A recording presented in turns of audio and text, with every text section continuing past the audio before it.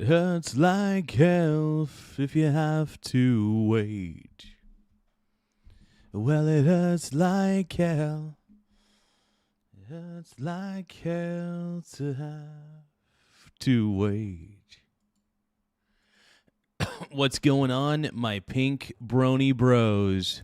It is your brony bro. I'll be there for you when the bronies start to blow. I'll be there for you when the bronies act like hoes. I'll be there for you 'cause the bronies are there for me too. Eric Von Erich is playing Final Fantasy VIII right now. Hell yes. Final Fantasy VIII is one of the greatest Final Fantasies of all time.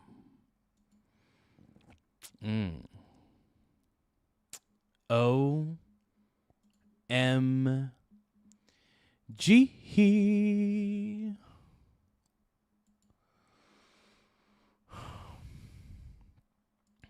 Michael Garza, 4-3.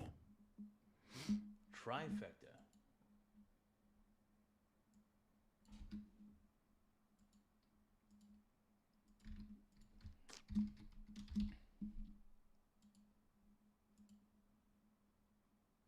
Give me just a moment, you guys. I'm getting a couple things set up on this end, and it's just good to be with y'all, and good to be talking to everybody. Yeah, but no, I definitely wanted to do the show and get everything good, get all you guys right, and feeling sexy and feeling pretty. I feel so hot. 'Cause you're hot, then you're cold. You're yes, then you're no. You're in and you're out. You're up and you're down. Oh, we got happy poop yum yums from Nate Dogg and his things and shit. Thank you for the happy poop yum yum, Mr. Nate Dogg. I am trying to get as Chris Hansen would say, I'm trying to get the live stream chat logs up and running. I heard you've been a naughty boy.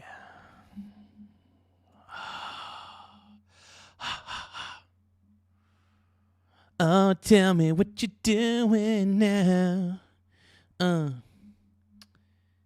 Took it. Yeah, you got to get that nap in, man. I'm glad that you're able to get a good nap in, my brony bro. You're a pink brony bro. Hey, that's a good idea, man. You got to get those naps in, brother. I get it. I get it. Ugh. Give me a few more moments, everybody. You are my happy poop yum yums. Happy poop yum yum. Happy poop, happy poop, happy poop yum yum. Happy poop. Oh, happy poop. Happy poop. Happy poop, poop, poop. Happy poop yum yum. Happy poop yum yum. I don't know what I'm saying. I don't know what I'm doing. I'm gonna stay so sexy. Okay, here we go. Dems double down on Trump rhetoric. Here we go, dude. Well, some on the left appear unwilling to cool the political rhetoric even after the third assassination attempt on President Trump. Of course, this time during the White House. Do you think that the left is going to cool it? They think that they're in the right, even though they're in the wrong. I mean, like wanting look. I get it if you don't like somebody. I understand that, but to try to wish upon somebody's death, I think that's just weird. I don't get that. I really don't understand that. Like, there are people that piss me off. There are people who piss me off, and sure, would I want to maybe punch them in the stomach or something? Maybe, yeah. But I would never wish upon their death. That's the difference between me and everybody. No, not me and everybody, but me and the left. The left thinks it's okay to... The woke left is what I should say, the wokes. The wokes believe it's justified to commit violence against somebody who disagrees with them, basically. I find that to be mentally ill. I find that to be just a severely mentally ill sort of philosophy. It just is.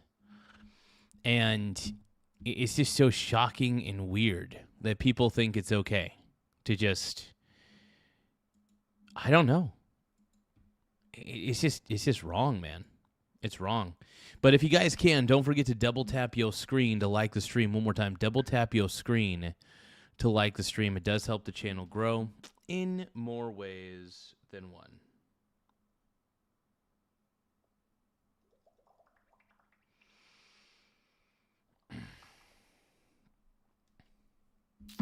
Are we all living in the metaverse? I think we are. No.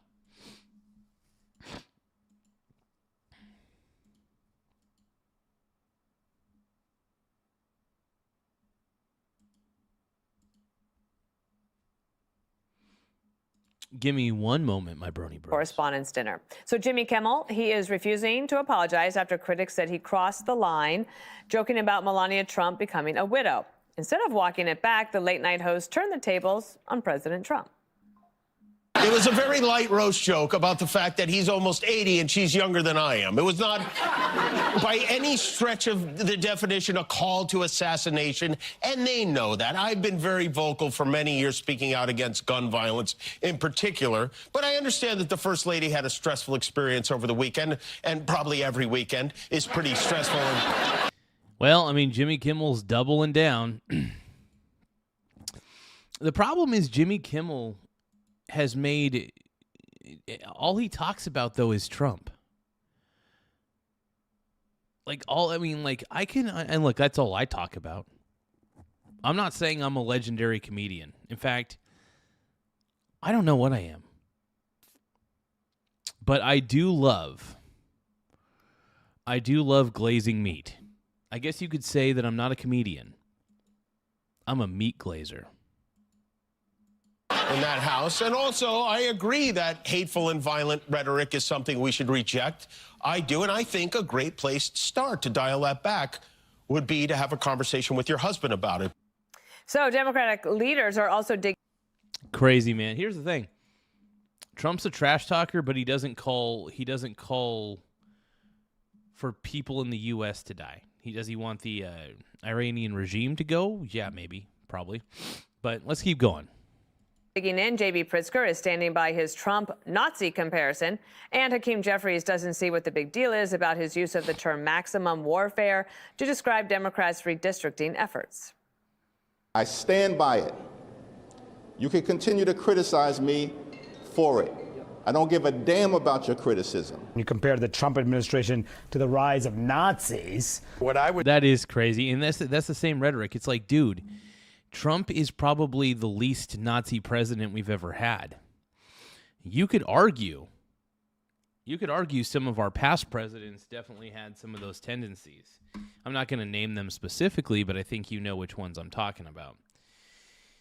The point is, Trump is probably one of the better. He's probably one of the best. No, he is the best. But besides Abraham Lincoln and George Washington, Trump is up there in the upper echelon of the greatest presidents of all time. He's up there. And are there people who are going to be pissed about me saying that? Yeah. But I think Trump's the GOAT, and you know what? To all you guys thinking he's not, that's fine. You don't have to think he is. But you also don't have to threaten me for me thinking that he is. You know what I mean? Just let me think he's the man. Let me believe that he's the man, even if it's crazy. Everybody has these crazy people that they idolize, right? And yeah, Donald Trump's kind of a loose cannon, sure. But I idolize the guy. I think he's cool. He's got swagger. I've got the moves like Jagger. I got the moves like Jagger. I don't mean to try to control you. Look into my eyes and I own you with the moves like Jagger. I got the moves like Jagger. I got them moves like Jagger. Was talking about was the fact that a constitutional republic was torn apart in 53 days in Germany. And we got Uncle Chris in the house. Uncle Chris, can I sit on your lap? Okay, I should not want to sit on Uncle Chris's lap. Anyway, thank you, Uncle Chris. I love you, my brony bro. The 1930s, and that we need to watch out for that in this country. Over the last year, much of what I said has been proven to be true. And radio host Charlemagne the God is also pointing the finger at President Trump. People always say, so are we going to tone down the violent rhetoric towards Trump? Stop it. Like, I'm sick of that narrative. I need every single media personality to direct that energy and that question towards one person and one person only, and that person is President Donald J. Trump. At what point do people simply say, hey, Trump, it's clear that you're the drama? No, dude, Trump's not the no. Trump's not the drama. Does Trump trash talk? Yes, but he never calls for people in the US to just be killed. He doesn't do that. That's not his MO. What the left does is they call Trump a Nazi. They call Trump all these terrible things. You know what I mean? And a lot of times it feels like it seems like they want bad things to happen to him, unfortunately. And could you imagine if right-wing media did this to Biden? If right-wing media did this to Obama? Could you imagine if there were assassination attempts on any of their lives? The left, the woke left, would have lost their fucking minds.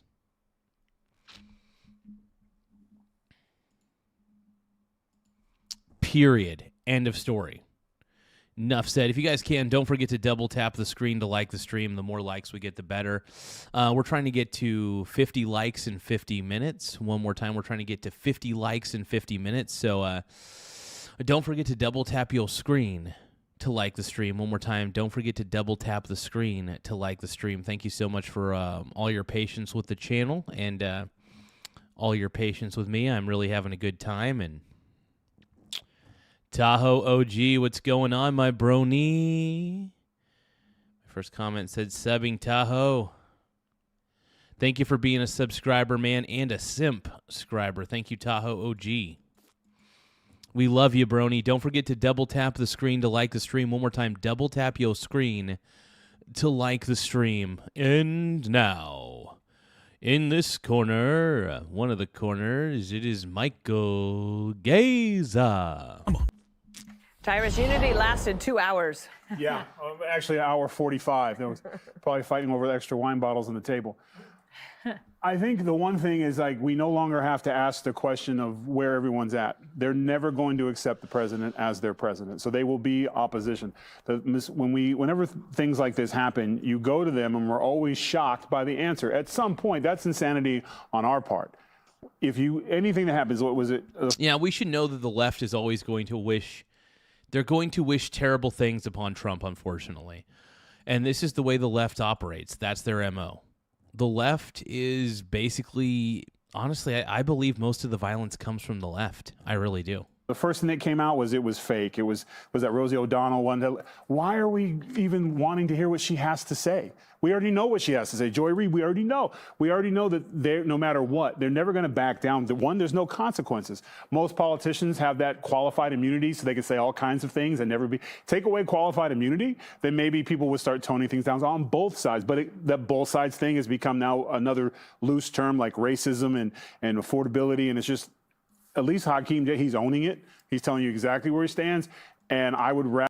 Yeah, Hakeem Jeffries is a clown. That dude's a total clown. Like, he's a clown.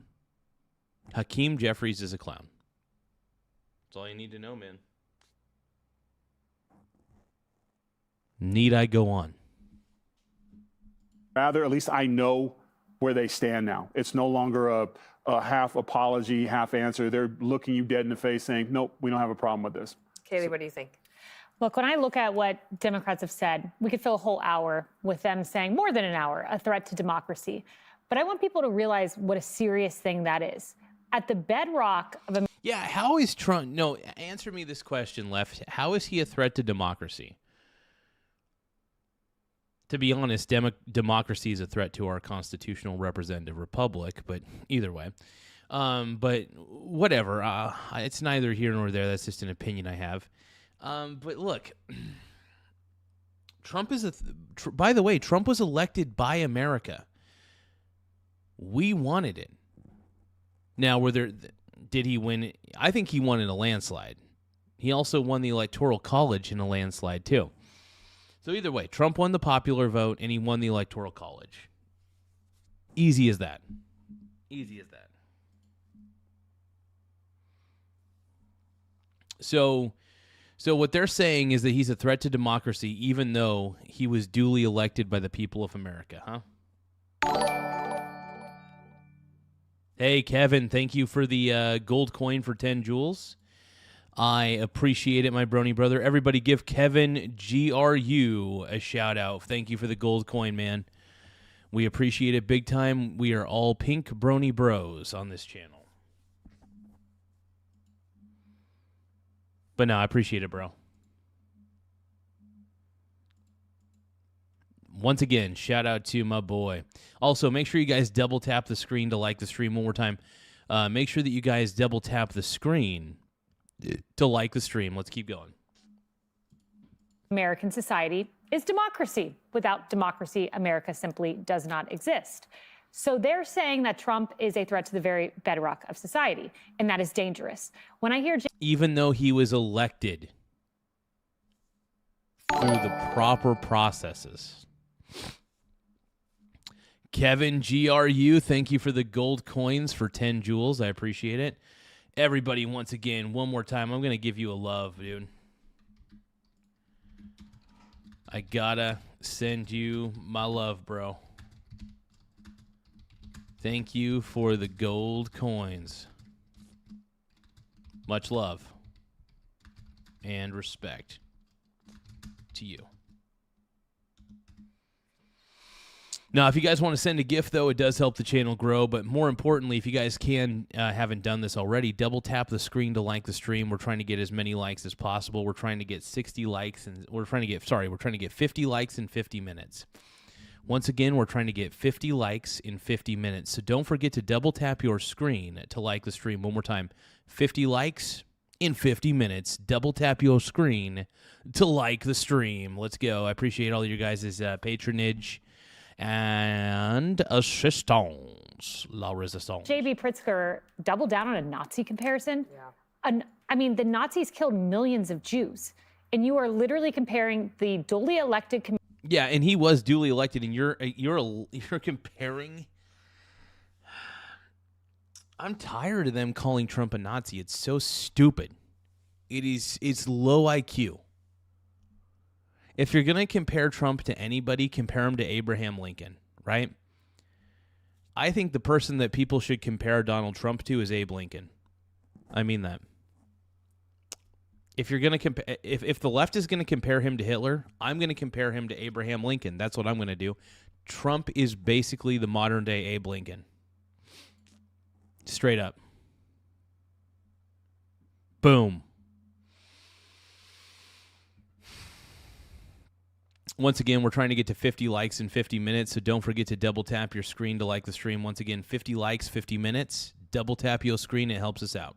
Commander-in-Chief, two Nazis who killed millions of Jews. It is so deeply irresponsible. And then you get the double down.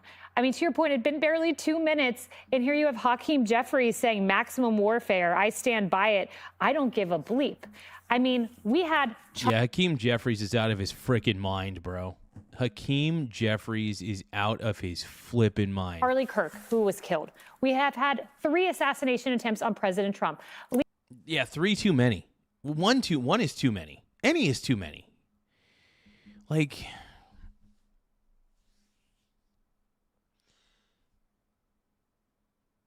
you know, the left will gaslight you into thinking that the violence comes from the right. The violence comes from the left.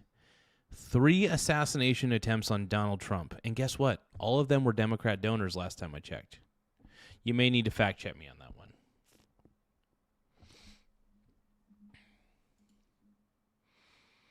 Kevin GRU, so it was either that or Happy Poop. I mean, dude, I love Happy Poop, by the way. You could send me a Happy Poop. You could send me gold coins. You can send me whatever you want. I do Happy Poop. You know, it's funny because Happy Poop is my favorite gift. So if you sent me Happy Poop Yum Yums, dude, I would be totally satisfied with that. I always love the Happy Poops, bro. I'm always down for a Happy Poop Yum Yum, dude. Straight up. Lee Zeldin was targeted. Russ Vought at the White House was also targeted. They went after the guy who wanted to take him out. Kavanaugh was targeted. Steve Scalise was targeted. How many more names do we have to put forward, either attempts on their life or threats to their life, before we realize there is an endemic problem on the... Oh, there's a huge problem, man. Huge problem on the left. Like, it's bad, man. I really do believe the left has lost its mind. I just don't have any faith in what the left is doing, man, at all. I think when you're calling, I mean, dude, here's the thing. Trump was elected by the people and for the people, by the way. Trump is a man of the people, too. Like, people don't realize that. A lot of the left doesn't realize that Trump is liked. A lot of people on the right actually do like Donald Trump, whether you like it or not. Lots of people on the right love Trump. And yeah, we get it. It's okay not to like Trump. You don't have to like Trump. It is not a freaking requirement to like him. You can even hate him. I don't care. But to call upon I don't know. I just think that continuing to call him a Nazi and stuff and continuing to dehumanize the guy it's just messed up, dude. It's low IQ. It's low IQ. It's messed up. It's bullshit, dude. It's garbage. Leave the man alone, bro. The left. And it is on the left. I know Jessica will try to dispute that, but there's polling, and you can see it in the YouGov poll. Is violence for political purposes ever justified? Do you want to know what very liberal people say? 25% say yes. 25% of very liberal people say yes, political violence is justified against your opponent. That's so fucked up. This is why I don't like the left. This is why I'm not on the side of the left. The left is now, the problem is everybody who votes Democrat is a mental patient. I believe that. Going down to those No Kings protests downtown in Coos Bay was eye-opening for me. And then watching my boy TJ go up to each and every one of these nutbags and have them, they're just mean to him. Like, a lot of them are mean. Like, it's kind of a coin flip on whether they're going to be nice or not. But yeah.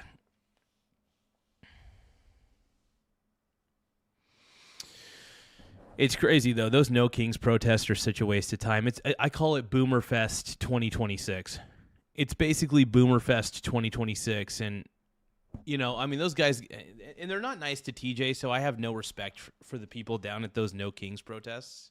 I just call them total Queens protests. It's a boomer fest. I mean, that's what it really is at the end of the day. But you guys, if you guys think the No Kings protests are just boomer fests, double tap your screen to like the stream. Once again, if you guys think that the No Kings rallies are just basically a bunch of boomers with nothing better to do, double tap your screen to like the stream, man. Double tap if you agree. You want to know what very conservative people say? 3% say yes. 3 and 25 are very different. Then you go down to just liberals. 17% say, yep, that's okay sometimes. Among conservatives, 6%. There is a disparity in the polling, and if you don't believe YouGov, walk on over to Rutgers, where 55% of self-identified left-of-center respondents surveyed indicated that murdering President Donald J. Trump would be somewhat justified. We have data to underscore there is a... That's insanity. That is insane. And this is why you people wonder why I don't vote Democrat, is because if I vote Democrat, I'm allowing these crazy people who do vote Democrat to have some semblance of power. And I don't want these lunatics to have any semblance of power over me. I don't want to have power over them. I don't even want to control their lives. In fact, I want to pretend they don't exist because they're so crazy. I've got better things to do with my life. I've got so many better things to do with my life. Yeah, Kayleigh McEnany was pretty cool, dude. She's pretty dope. The problem, there's a generation of left-wing radicals being raised, and we got to fix it. And it means that the very liberal people in the party need to stand up and say, my very liberal cohorts, this is unacceptable. And I'm waiting for them. Oh, it absolutely is. But you know what? The liberals are not going to do that because the liberals have no shame. I think they do. They just don't have no shame, man. The libs do not have any shame. I can't wait to. I'm going to probably react to like maybe a couple libs of TikTok videos or something here in a bit, just because these liberals are nutso. Moment. Jessica, I don't know if well, I mean, I guess it's kind of the B block as well, but I'm not sure so much as it is elected leaders, but it's also very online on the left, and I think that's where when you look at the shooter's thinking and his reposts and everything, that it's not so much that he's watching what Josh Shapiro or Hakeem Jeffries are saying, or even Pritzker. It's more almost on the extreme left. Well, it's the hours of content that's being pumped out and the clicks that. She is going to, dude. This is the left in a nutshell. Jessica Tarlov is the left in a nutshell. Crazy as hell, will justify every single thing the left does. I think she's crazy. I think she's out of her mind. Pay people's bills and these algorithms that are absolutely rotting our brains, that continue to feed you more of the incendiary things that you've already clicked on once. I notice it as I'm streaming through Twitter. If I even pause for 2 seconds on a tweet, suddenly I'm fed more stuff that takes me down that particular rabbit hole. And that's definitely where a lot of the radicalization comes from. I just feel like this is a massive gaslighting scene. I mean, the Hakeem Jeffries comparison, I think, is so unfair. He's talking about redistricting. He's not talking about a human being. He's certainly not talking about a Republican. And you say, Democrats went out and called Donald Trump a threat to democracy. Absolutely. The guy still doesn't accept the 2020 results, and a majority of the party. Well, and the majority of the left doesn't accept the 2024 election results. What's your point? What's your point? I talk to leftists all the time, and they think, well, I wouldn't say all the time, but they think the 2024 election was rigged. Can you blame Donald Trump for thinking that the 2021 was as well? I'm not saying, look, I think I would like to believe that they were free and fair elections. I'm not going to question it any further. I'm just saying that the left questions it just as much as the right, and just as much as Donald Trump questions 2020 election.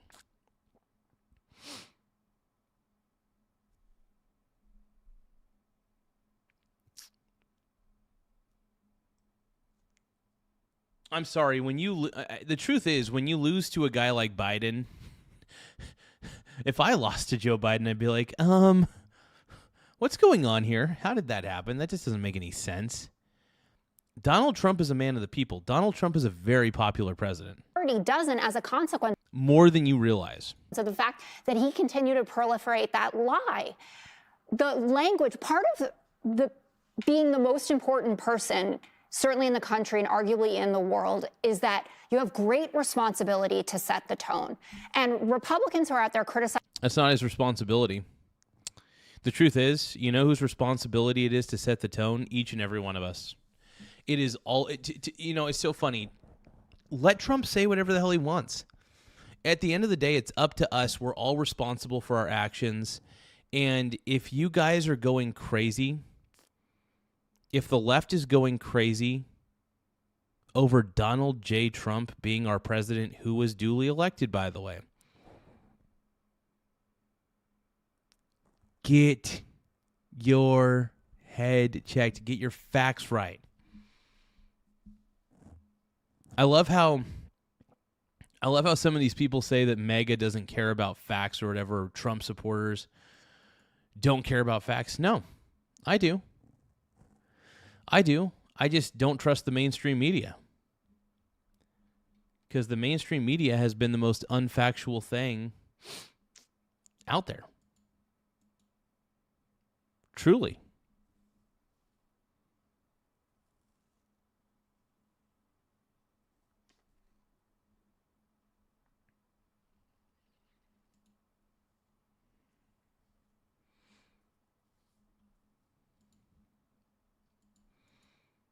Let's keep going. Democrats right now are the ones who run from reporters in the hallways when Donald Trump has done something absurd, like celebrate Rob Reiner's death or say, you know, Bob Mueller, good riddance, whatever it is. And you say you can run through things Democrats have said. Donald Trump, enemy within, communists, Marxists, fascists, radical thugs, vermin, garbage, traitors, sick, party of hate, evil, and Satan. You're right about that data. Well, Democrats are the party of hate. That's true. The Democrats have become the party of hate and violence in my mind. That's just my opinion. I'm not saying it's a fact. I'm just saying it's my opinion. I don't like what the left has become. There's a reason that nobody wants to vote for the Democrats. Is because they truthfully think that the Democrat Party has become a little too crazy for its own good. And I believe that. I really do. I think the Dems have lost their mind, to be honest. I really just... Anything that the left votes for, anything that these Democrat voters vote for, I want nothing to do with it. Nothing. I want absolutely nothing to do with it. Whatever the left tells me to do, I'm just like, hell no. You know, you guys go do you, but I'm not into it, man. I'm not doing it. I'm not in.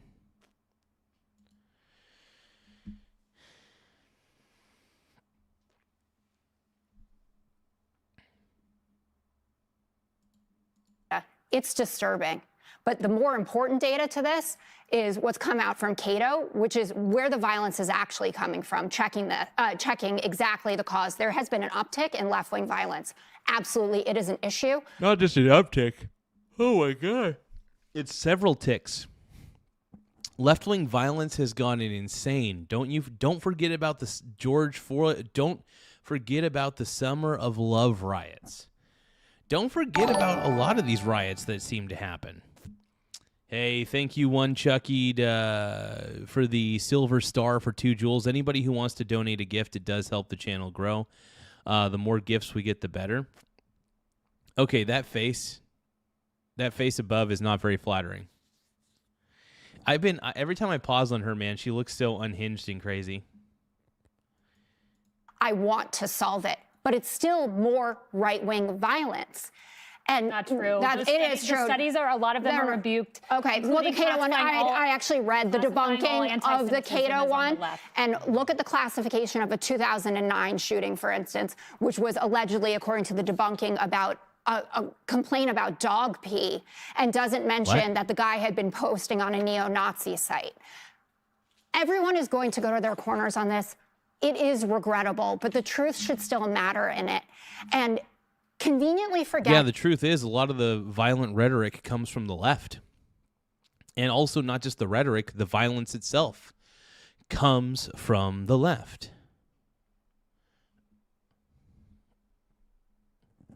So I don't know. Yeah, no, I'm a big fan of the tariffs, by the way. I don't care how unpopular that is, to be honest. I love the tariffs.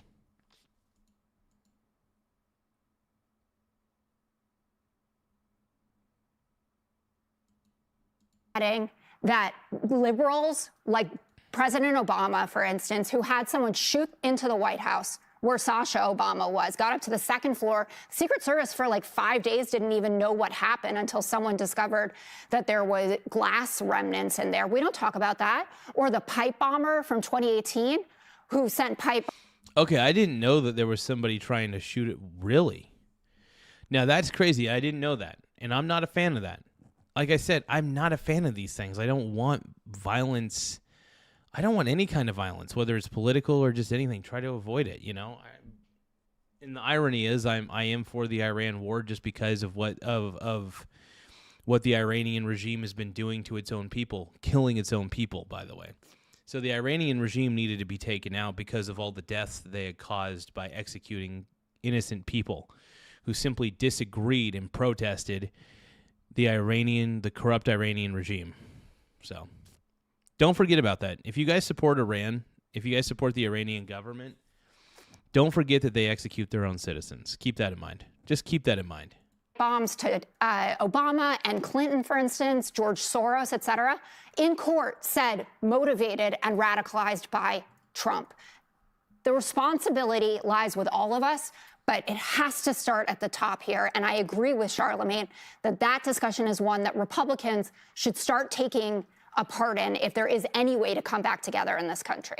So, number one, in terms of elections, there are people who still think George Bush is an illegitimate president. That never stopped for 8 years. It was unbelievable because of Florida. But I'm just saying. Yeah, and that's crazy. Yeah, no, and Democrats continue. I mean, I'm not a fan of, don't get me wrong, I'm not a fan of George Bush at all. I think he's one of the worst presidents we've ever had. But yeah, no, Democrats didn't accept the election, didn't accept George Bush as their president for 8 years. So, yeah. I think, by the way, I think it's totally fine to question elections. I think it's good. I think auditing elections is good. Investigating if there's any fraud in elections, I think it's fine. You know what I mean? Illegitimate elections, but it was nonstop, and you had people protesting from day one. Al Gore. didn't. So 2020. I guess. You guys, if you guys are tired of the left as much as I am, double tap your screen to like the stream. If you guys are sick and tired of left-wing media being cray-cray, if you guys think that the left. By the way, okay, here's a question. And if you agree with me, double tap the screen, okay? If you agree with me on this, double tap the screen, all right? If you believe a lot of the violence comes from the left more than the right, double tap your screen to like the stream. If you guys think that the left is basically gaslighting everybody and saying that they're not violent, double tap your screen to like the stream if you think that the left is gaslighting. Because I do believe a lot of leftists gaslight people. I don't trust them. I think they're passive-aggressive a lot of the times. But I think there's a level of gaslighting that's happening here. And, I've seen, it's so funny. I've seen way more violence from the left than I have from the right. Especially, the thing about the left is they're really good at getting together in groups and then vandalizing things in groups. And that's the difference between the left and the right. The right doesn't get together to vandalize. In fact, if anything, the right tries to, and I'm not going to say I'm not going to say I'm a conservative. I'm very right-leaning, obviously, but I will still remain an independent voter because there are third-party candidates that I don't mind voting for if I believe in them. Granted, though, I think my worst fear is seeing a Democrat president again. So I will do everything in my power to vote Republican, obviously. And that's it. I just got to vote for my I got to vote with my conscience and I got to vote with my gut. And obviously if a Democrat president is if there is a Democrat who gets elected as president, obviously I will accept them as my president. I probably won't be a big fan of them. I won't agree with their policies, but I will accept that they are my president even if I'm not a fan of them, And that's the difference between the left. That's the difference between the right and the left right there. Straight up.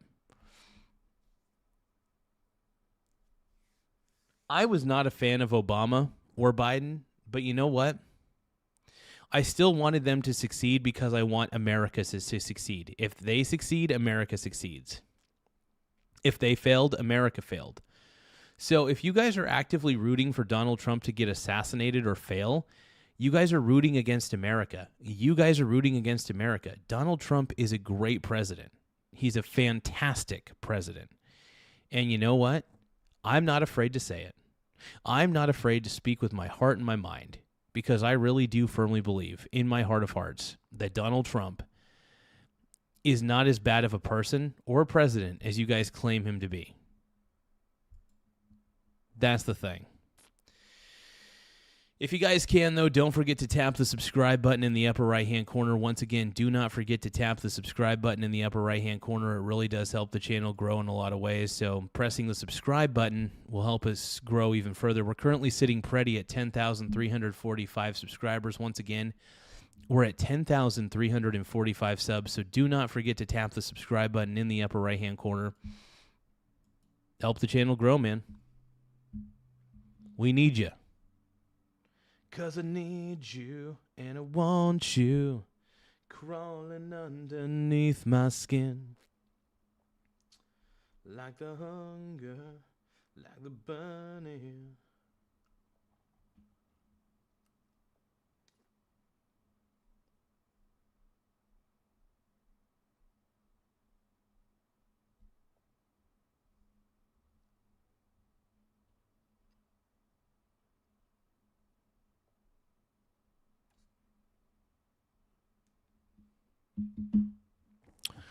All right, let's keep going.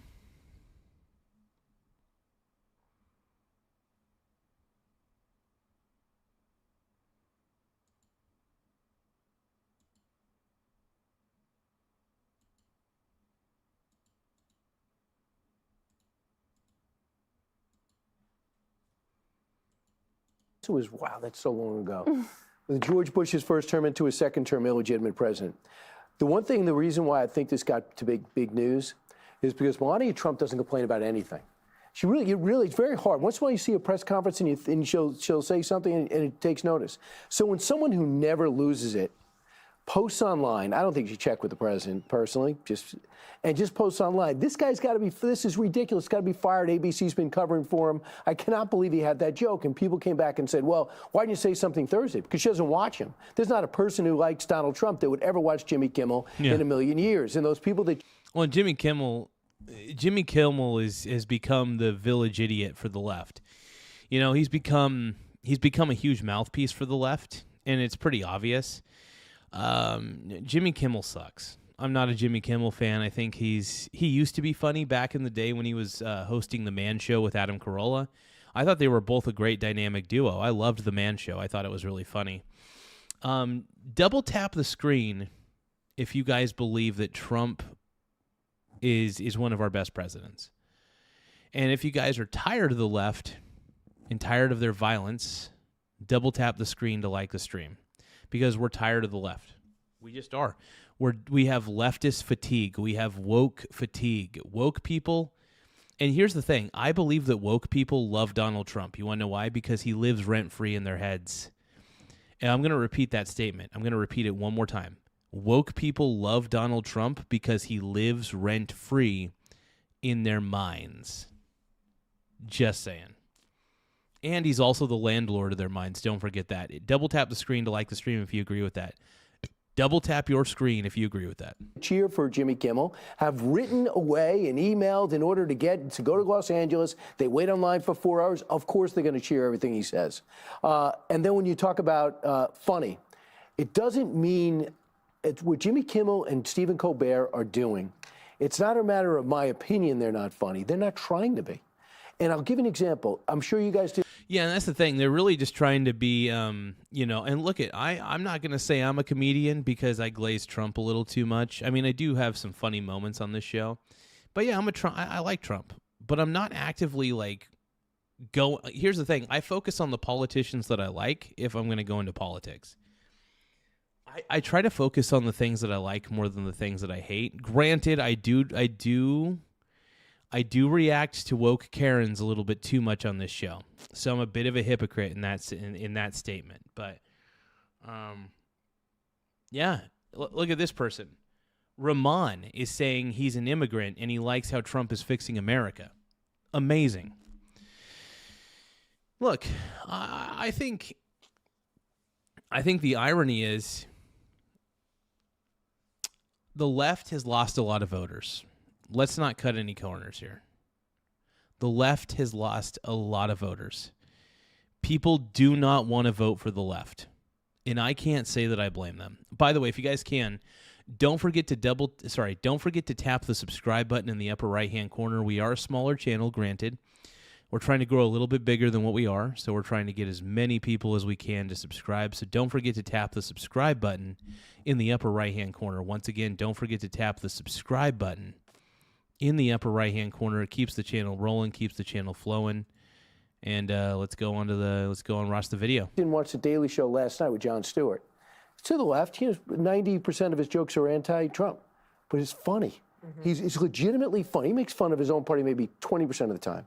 But you understand, it's funny, it's creative, it's interesting, the deliveries. Yeah, Jon Stewart's still pretty funny. Do I think he's a raging leftist? Absolutely, but he is still funny. Like, he does comedy news. And just because I don't agree with just because I don't agree with Jon Stewart on a lot of shit doesn't mean I don't appreciate his cleverness. And yeah, he's good, man. I love Jon Stewart, though. I am actually surprisingly a Jon Stewart fan. You think I wouldn't be, but no, I think Jon Stewart's clever. I think he's a smart dude.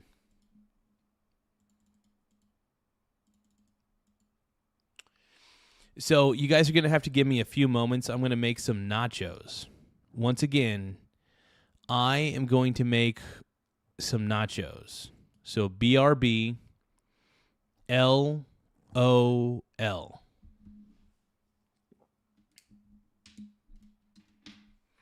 So I'll be right back, you guys.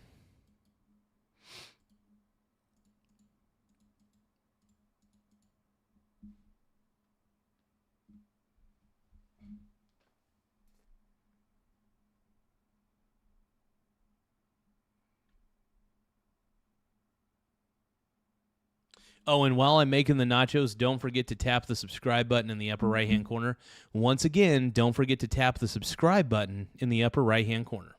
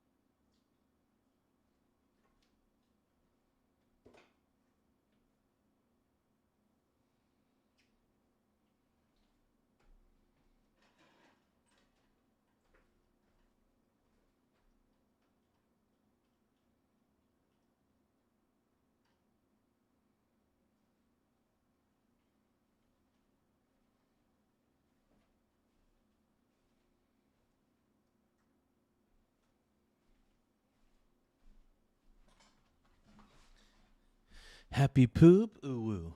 Happy poop, ooh woo. Happy poop, happy poop, happy poop, ooh woo.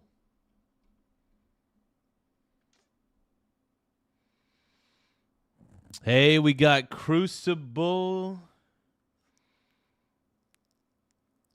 Oh, don't worry. I'll be eating the nachos here in a second, brother. Don't you worry. Doing pretty good, man. I'll be showing you those nachos here in a second. I'm sorry you're from Illinois, though. I hear that's, just like you said, not the best state in the world.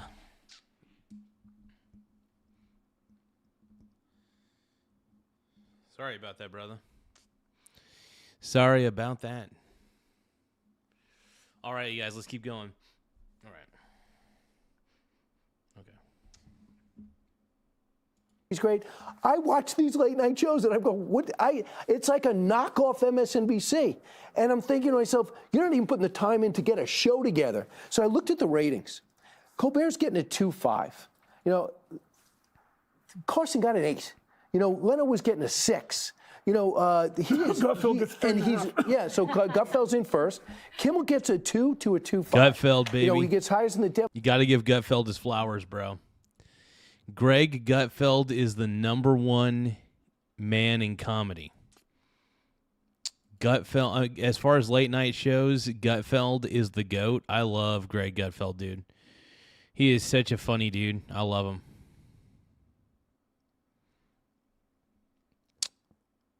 Damn. Pritzker? I've heard that name. I'm sorry you guys got him as a governor, though. I've heard a few things, just his name in passing on like the news stations and stuff. So freaking insane. Hold on, I gotta see if Portland even had made a comeback. I got so depressed watching the Portland Trailblazer game earlier. I was like, fuck this. I ended up going and getting groceries.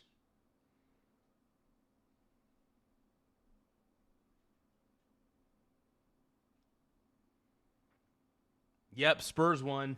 Spurs are advancing. Portland sucks. Trailblazers are terrible. Fucking terrible. Nah, Gutfeld's pretty funny though, man. I like Garrett. I like Greg Gutfeld. I think he's got kind of that. I think he has that arrogant attitude as kind of a persona more than anything. But you know, Gutfeld's actually a funny dude. Like Greg Gutfeld is legitimately funny. So to anybody who thinks he's not funny, man, that's all right. That's all right, but you have a right to be wrong, man. You got a right to be wrong. And it's at 200,000. We get that at 11 o'clock in the morning. And I'm just saying that we're not even in as many households. So it's not even my opinion that Jimmy Kimmel doesn't matter. The ratings say everything about Jimmy Kimmel. The ratings say everything about Kimmel. It shows that Kimmel sucks. That nobody wants to watch Jimmy Kimmel because it is basically a leftist jerk-off fest where they all jerk each other off and try to make each other feel better about the fact that they're just a terrible party with terrible policies. The Democrats are terrible. No, the Dems are just out of their mind, man. The Democrat Party's out of their minds. America's saying he doesn't matter. And Melania just hearing that and acted like a human being who felt like she could have been killed and her husband could have been killed. So that's what got everyone's attention. If the president said it, I think people are like, all right. But the thing that got everyone's attention is that Melania said it because you know she felt it. She's not running for election. She's one of the classiest people I've ever met. Right. Yep. Are you still... No, Melania is awesome, dude. Melania Trump is so cool. Like, she's an amazing human being. Like, I don't see anything wrong with her. I think it's cool that she's been able to live the life that she leads. I think she seems like she does a lot of charitable stuff too. You know, I think her heart's in the right place, and I think honestly Donald Trump's heart is in the right place too. You guys just don't realize it. That's okay. Maybe you'll realize it eventually. But whatever. Anyway, let's keep watching this. Can't have Brendan Carr and the FCC going after people for speech that you don't like, especially a joke that he made days before the event happened. It'd be one about the president being killed or dying of natural causes and the widow being happy. Well, like, that's also from an Oscar Wilde play. That's anyway, we'll leave it there. Be sure to. Yeah, I don't know. I just don't even think Jimmy Kimmel's funny. Like, I'm just surprised he hasn't gotten canceled because of his shitty ratings. I mean, I don't really... If people actually wanted to watch Jimmy Kimmel, go right ahead. I just don't think he's funny. But it seems that even the ratings should not only suggest, but prove that Kimmel... Nobody wants to watch Kimmel, and they think his late-night show sucks.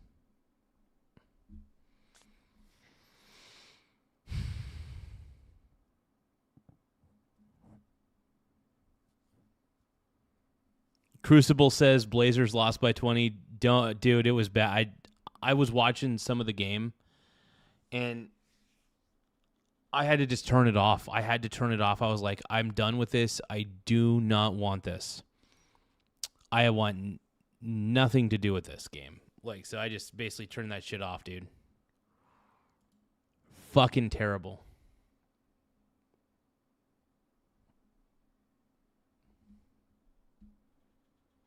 Okay, so Trump says, oh, the king and the queen enter the East Room. Let's take a listen.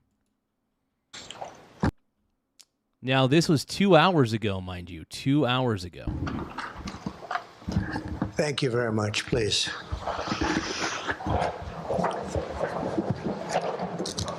Got to give it up to the GOAT, man. Got to give it up to the GOAT.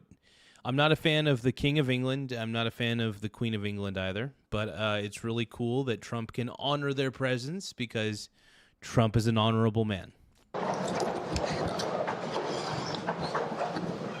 And by the way, Trump doesn't want to be a king. I'm so sick of hearing, Trump wants to be a king. Trump wants to be a king. No, he doesn't. He really doesn't. Like, you guys think that he wants to become a king, and that is like the furthest thing from the truth. It just blows my mind, man. The level of delusion from the left, it's just wild to me. This is a great honor, and we welcome Their Majesties King Charles III and Queen Camilla of the United Kingdom to the White House. Very special place, very, very special. And I also want to, before we really begin, I want to congratulate. By the way, if you guys think that Trump is one of the greatest of all time, double tap your screen to like the stream. If you guys think that Trump is one of the very best presidents we've had in a long time, double tap your screen to like the stream, because I think he's one of the GOATs. I do.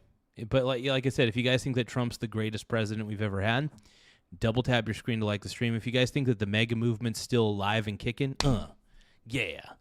MAGA's still rolling, by the way. MAGA's still rolling. If you agree with me, if you think that MAGA's still going, rocking, hard, strong, double tap your screen to like the stream. Let's go.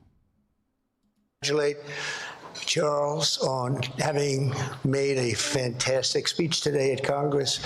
He got the Democrats to stand. I've never been able to do that. That's pretty good. King Charles, the irony is that, you know, the funny thing is, the irony is King Charles got the Democrats to stand and applaud. But wait, I thought the Democrats don't want any kings. They said no kings, no kings, no kings. Why are they applauding an actual king? King Charles is still technically a king. He just doesn't really rule over anything, but he's still royalty. He's still royalty. He stands for that matriarchy. No, patriarchy. Whatever. I'm the man, dude. I'm the frickin' man. I'm cooler than you. I'm baller than you. I'm sex. No, I'm not sexier. You're probably sexier than me, but whatever. You probably won't. You think you're woker than me. Yeah. You never say, hey, y'all, remember my name. I couldn't believe it. I couldn't believe it. They liked him more than they've ever liked any Republican or Democrat, actually. So I just want to thank you and congratulations. It's not an easy thing to do. That's a tough place. It's a true privilege to have you here for this historic state visit. Last fall, Melania and I had the pleasure of visiting Their Majesties at Windsor Castle, a structure that's so beautiful and so long that it never seemed to end. I looked down as a former real estate person, and it just went on forever. And it was built by a... One moment, you guys. I gotta take this stuff out of the frying pan. Oh my God. Thank you guys for any gifts you guys want to send. It does help the channel grow in more ways than one. Let's keep going. Hold on.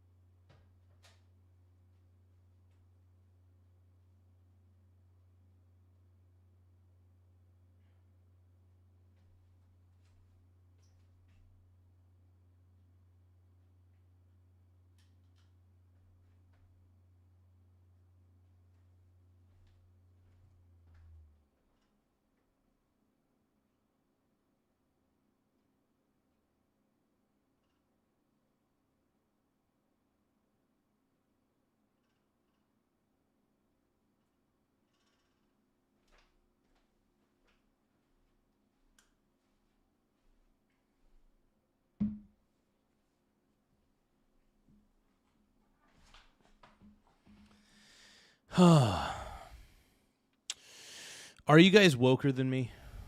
Who here is woker than I am? I'm woke. No, I'm just kidding. I'm not really woke. I am not woke. I refuse to be woke. Just saying. Gentleman named William the Conqueror in the year 1070. And I asked the king, I said, was he a nice man, William the Conqueror? He said, I tend to doubt it. I don't think so. When they call you William the Conqueror, generally speaking, you're not going to be too nice, but he must have been something, because it was nothing like I've ever seen Windsor Castle. But tonight in return, we are really doing something that's very special, preparing to celebrate the 250th anniversary of our Declaration of Independence, a big time in our country, very big time.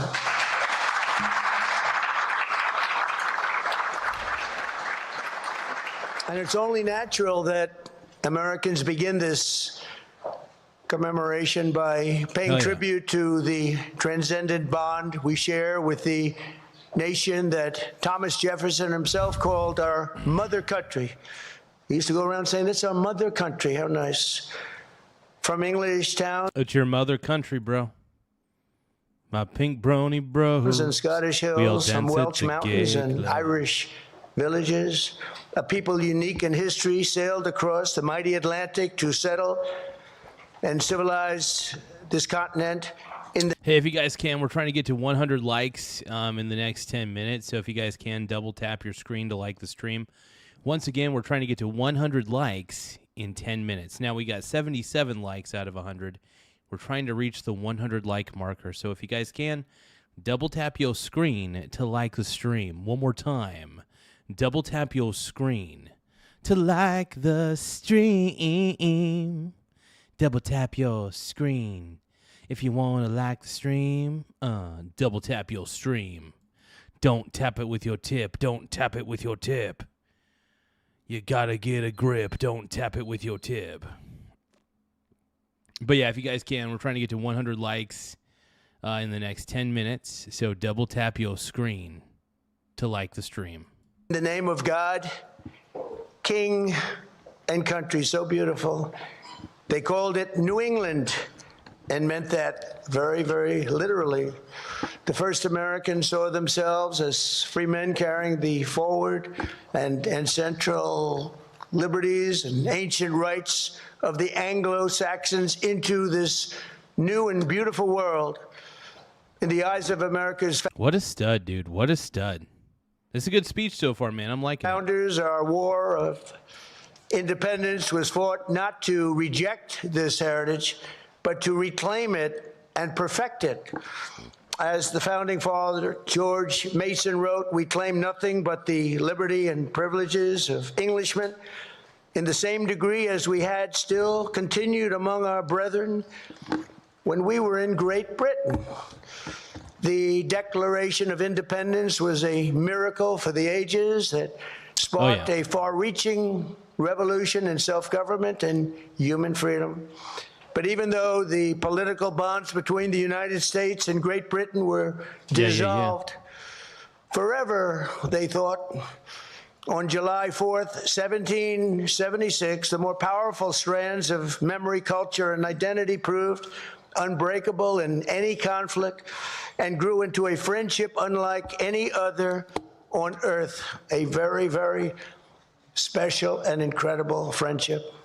It's kind of wild to see how far America's come. 250 years.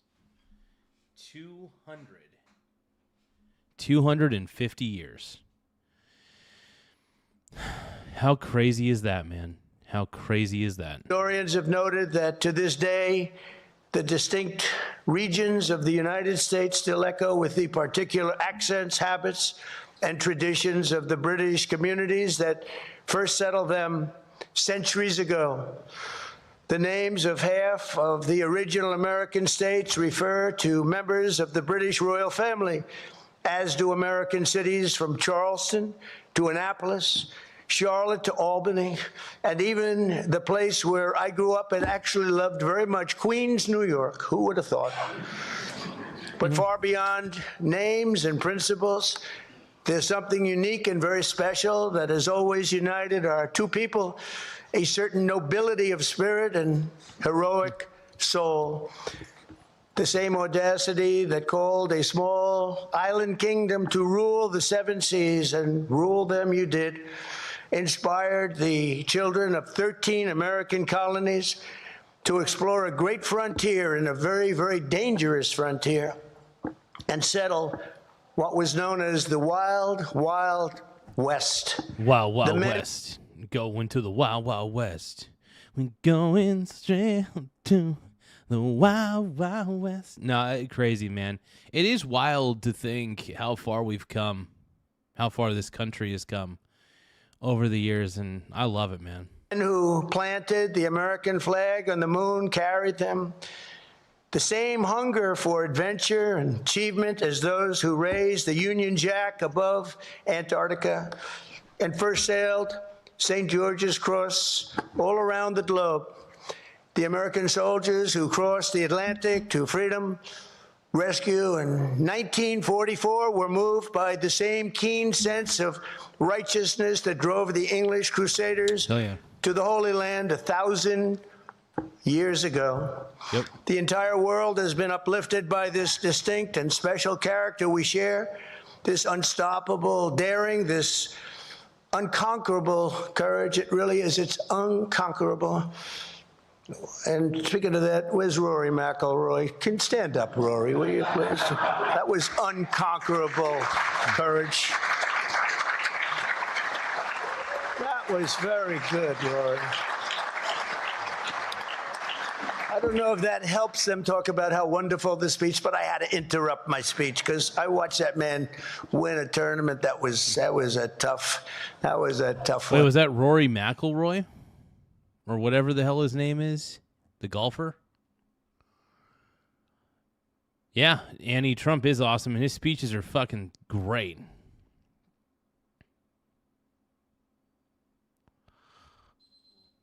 Nah, Trump's the man, dude. And congratulations. Trump is the man. I'm glad that he got rid of the Department of Education, though, because it wasn't making the education system any better. And also, education needs to be dictated by the state government itself. Double tap the screen to like the stream. BRB.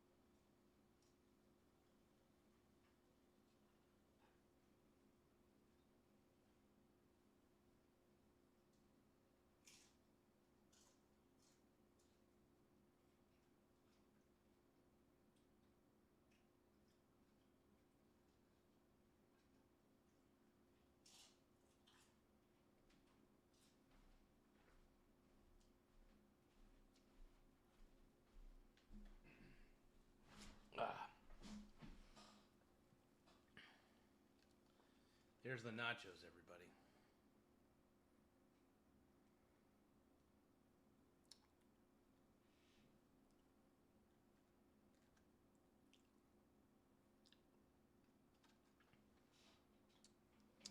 If you guys love nachos as much as I do, double tap your screen to like the stream, yo.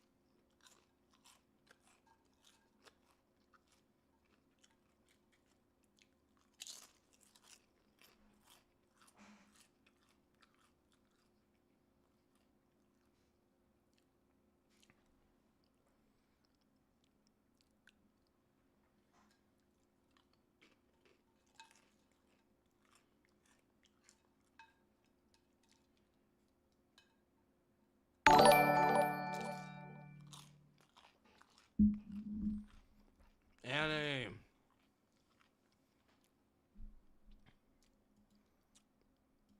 Thank you so much for the stay hydrated. I appreciate it.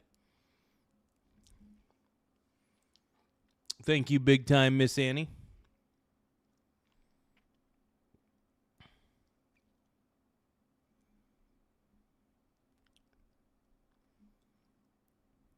Oh, yeah.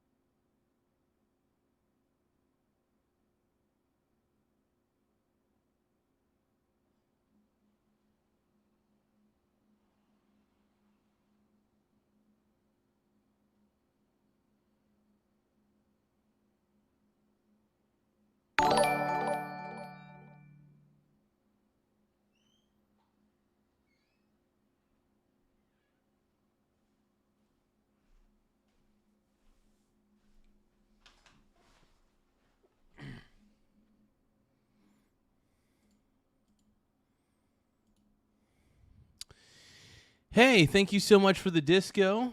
Everybody give a shout out to Jen for the laughing disco. I greatly appreciate the disco. Everybody, once again, give a shout out to Jen OJ6VC for sending a laughing disco. Woo!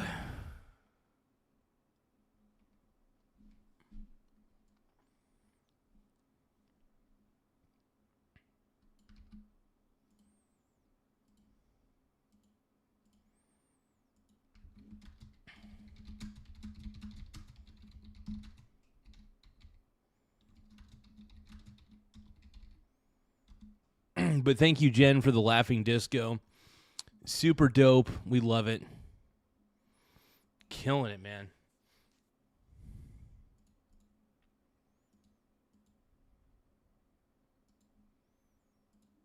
Very proud of you. All right, now I'll get back to my speech, Rory, okay? But it was unconquerable courage, this inexhaustible supply of ambition, ingenuity, and resolve. From the trenches of World War I to the beaches of Normandy, from the frozen hills of Korea to the scorching sands of North Africa and the Middle East. And we're doing a little Middle East work right now, too, if you might know. And we're doing very well. We have militarily defeated that particular opponent. And we're never going to let that opponent ever, Charles agrees with me, even more than I do, we're never going to let that opponent have a nuclear weapon. They know that. Yeah, Iran, dude, by the way, I think King Charles would know that better than anybody, that Iran should not have a nuclear weapon, because Europe, look at, the United Kingdom is there. It's close enough to Iran to where if Iran actually had a nuclear weapon and launched it over that way, they'd be cooked. They would be absolutely 100% cooked.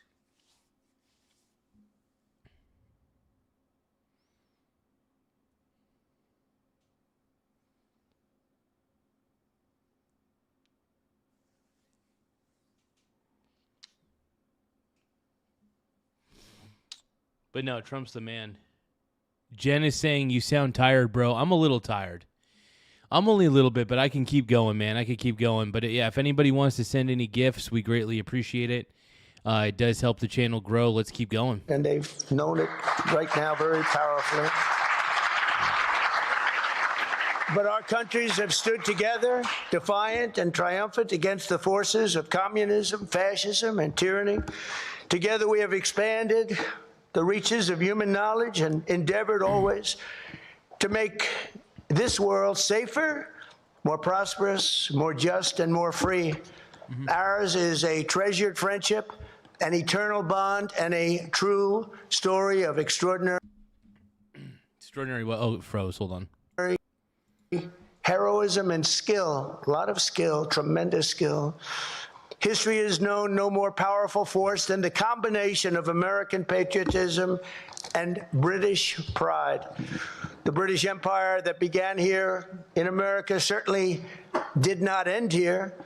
The sons and daughters of the British Isles went on to found more countries and spread more civilization than any nation before. They built an English-speaking world upon which they were colonizers. The British colonizers, man. The sun never sets, and provided an example to which free people will always turn. That always turned. Hey, by the way, we're trying to get to 100 likes. We're only 7 likes away from getting to 100, so feel free, if you guys can, double tap your screen to like the stream, so that way we can get to 100 likes in the next, 5 minutes. So everybody listening, if you can, double tap your screen to like the stream. Double tap your screen to help us out. Helps a small channel. Help a small channel grow. Double tap that screen, you ho. Double tap your screen or else I'll be... No, but I appreciate if you guys do double tap the screen to like the stream. It does help the channel grow in more ways than one. So it pushes us out on the algorithm quite a bit. Yeah, the more likes we get, the better, though, is essentially what I'm saying. Thank you guys for all the likes. Let's keep going. They have such love and such respect. Today, most of Britain's former colonies have no idea what they truly owe to this towering legacy of law, liberty, and British custom that they were given. We were given that, and it was a great, great gift. Tonight, on the eve of our 250th year of cherished independence, we turn to the sovereign embodiment of our British heritage and say sincerely thank you to our friends, the United Kingdom, for the richest inheritance that any nation has ever given to another. May our two countries stand together forever for liberty, for justice. Together forever and ever to part. And for the glory of God. Ladies and gentlemen, I offer a toast to 250 years of American freedom, and very importantly, to a great man, His Majesty, King Charles III. Thank you very much. King Charles. Salute. Cheers. Hey ho, hey ho. Cheers, cheers, and more cheers, everybody. Let's go, dude.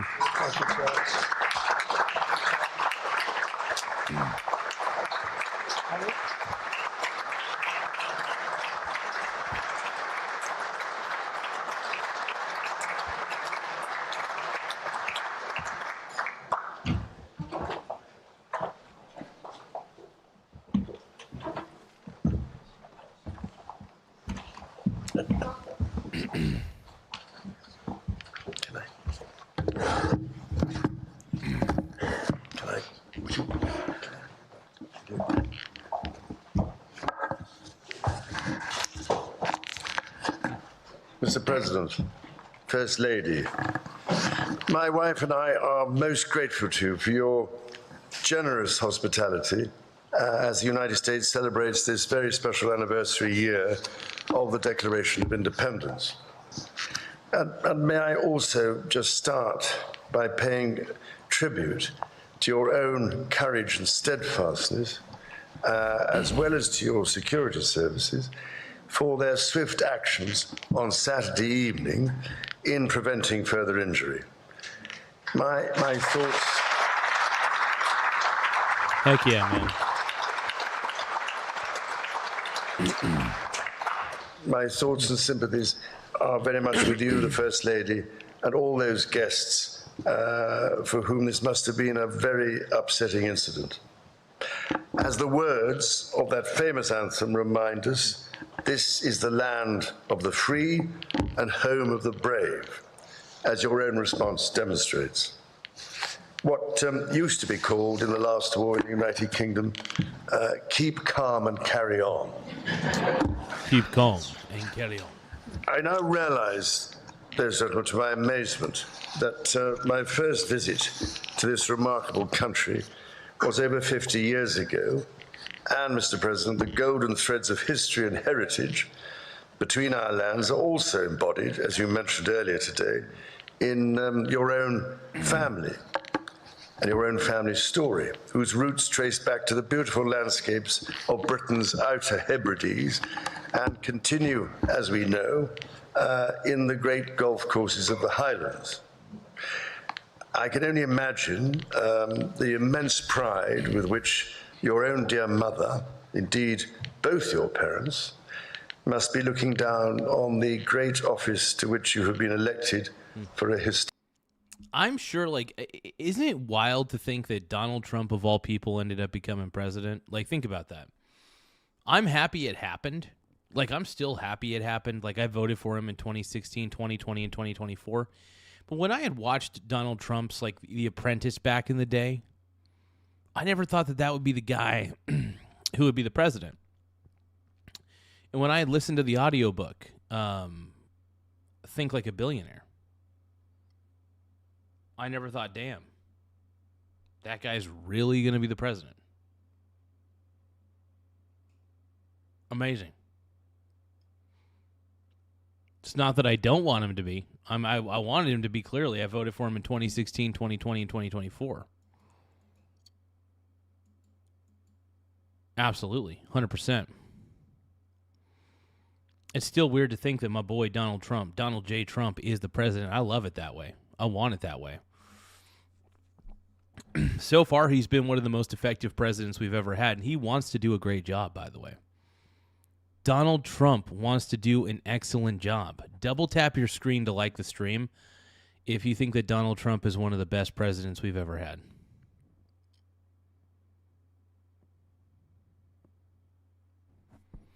Double tap your screen to like the stream if you think DT is the GOAT. Historic second term. And if I may say so, it is a particular... Hey, Dot Focus, thank you for the 100 for 2 jewels. Everybody give a shout out to our boy Dot Focus, everybody. Thank you for the jewels. Thank you for the 100 for the 2 jewels. What a stud. If you guys want to send a gift, you get instantly noticed on screen. Anytime we receive gifts, it pops right up on the OBS screen. So, and I also give shout outs to gifts. So, oh, Texas Jane, thank you so much for the 100 for 2 jewels. See, anytime people send a gift, I love giving gift shout outs. So if you send a gift, I will amazingly happily shout you out. Always. I love it. So, Dot Focus, hello, how you doing, bro? What up, dude? But yeah, thank you, Texas Jane. Thank you, Dot Focus. I appreciate those gifts. It really helps the channel in a lot of ways. So I appreciate it big time. Pleasure to be back in this wonderful building, the heart of your democracy. On this occasion, I cannot help noticing the readjustments to the East Wing, Mr. President,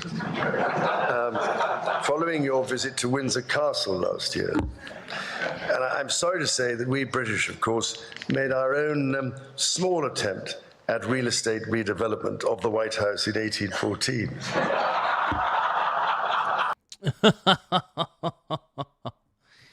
That's true. That's true.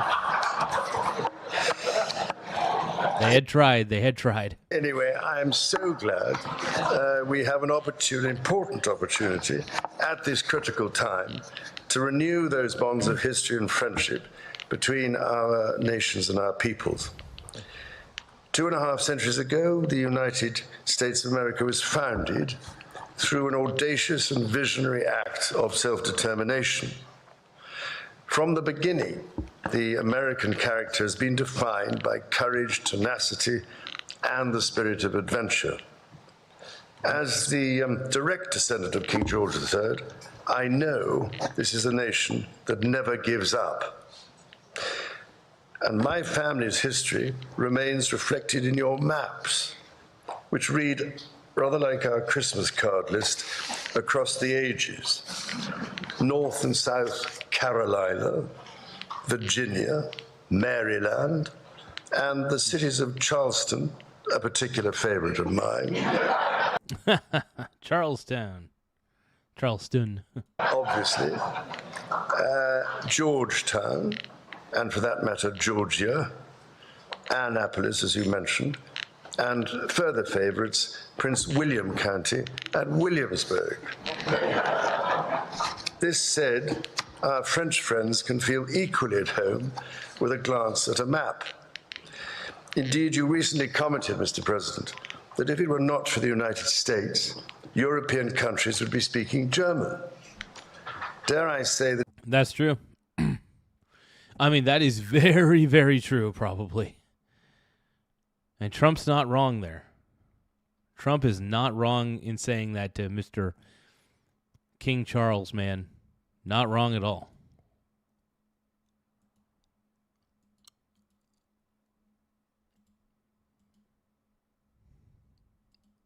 That if it wasn't for us, you'd be speaking French.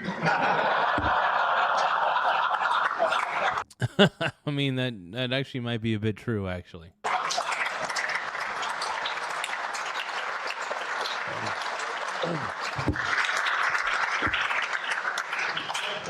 Of course, we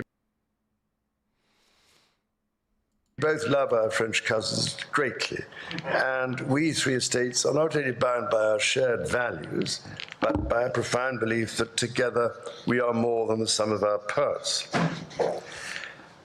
out of the fires of a bitter and bloody Revolutionary War, the triumph of the father of this country, George Washington, and his fellow founders, was to forge a democracy founded upon the rights to liberty and the rule of law. The story of Britain and America is one of reconciliation, from adversaries to the closest of allies, not always perhaps following the straightest path. As you said yourself, Mr. President, during your own state visit at Windsor Castle last year, ours is an unbreakable bond of history and heritage, culture and commerce, industry and invention, and we are determined to face the future together. Tonight, we are here to renew an indispensable alliance which has long been a cornerstone of prosperity and security for both British and American citizens. Our people have fought and Heck yeah. Let's keep fallen going. together in defense of the values we cherish. Across the ocean and from coast to coast, we have traded, innovated, and created together. We've stood together through the best and worst of times. However, the challenges we now face, from those who wish us harm across the world to balancing the risks and opportunities of powerful new technologies, to the threats to the very international rules that have allowed us to trade and have kept power in balance for 80 years, those challenges encourage us to reaffirm tonight the basis on which our partnership has been built. And yes, we have had our moments of difficulty, even in more recent history. When my mother visited in 1957, not the least of her tasks was to help put the special back into our relationship after a crisis in the Middle East. Nearly 70 years on, it is hard to imagine anything like that happening today.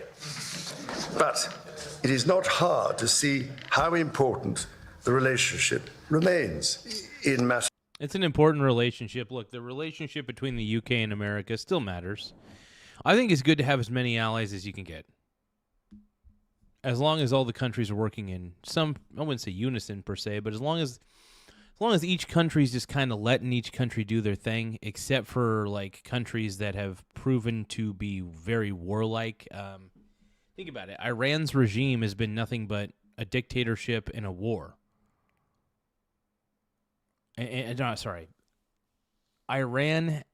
Iran's government is a dictatorship. Their regime is a dictatorship in Iran. And what they're doing over there, man, killing their own citizens, that's so screwed up, dude. It's beyond screwed up. And I don't trust Iran at all. Not in the slightest. I don't think anybody should, to be honest. Is both seen and unseen. My mother's first Prime Minister, Sir Winston Churchill, understood this so well. Winston Churchill, man. But then he himself was half American, a tradition of shared transatlantic heritage, which I am pleased to say is alive and well in the White House today.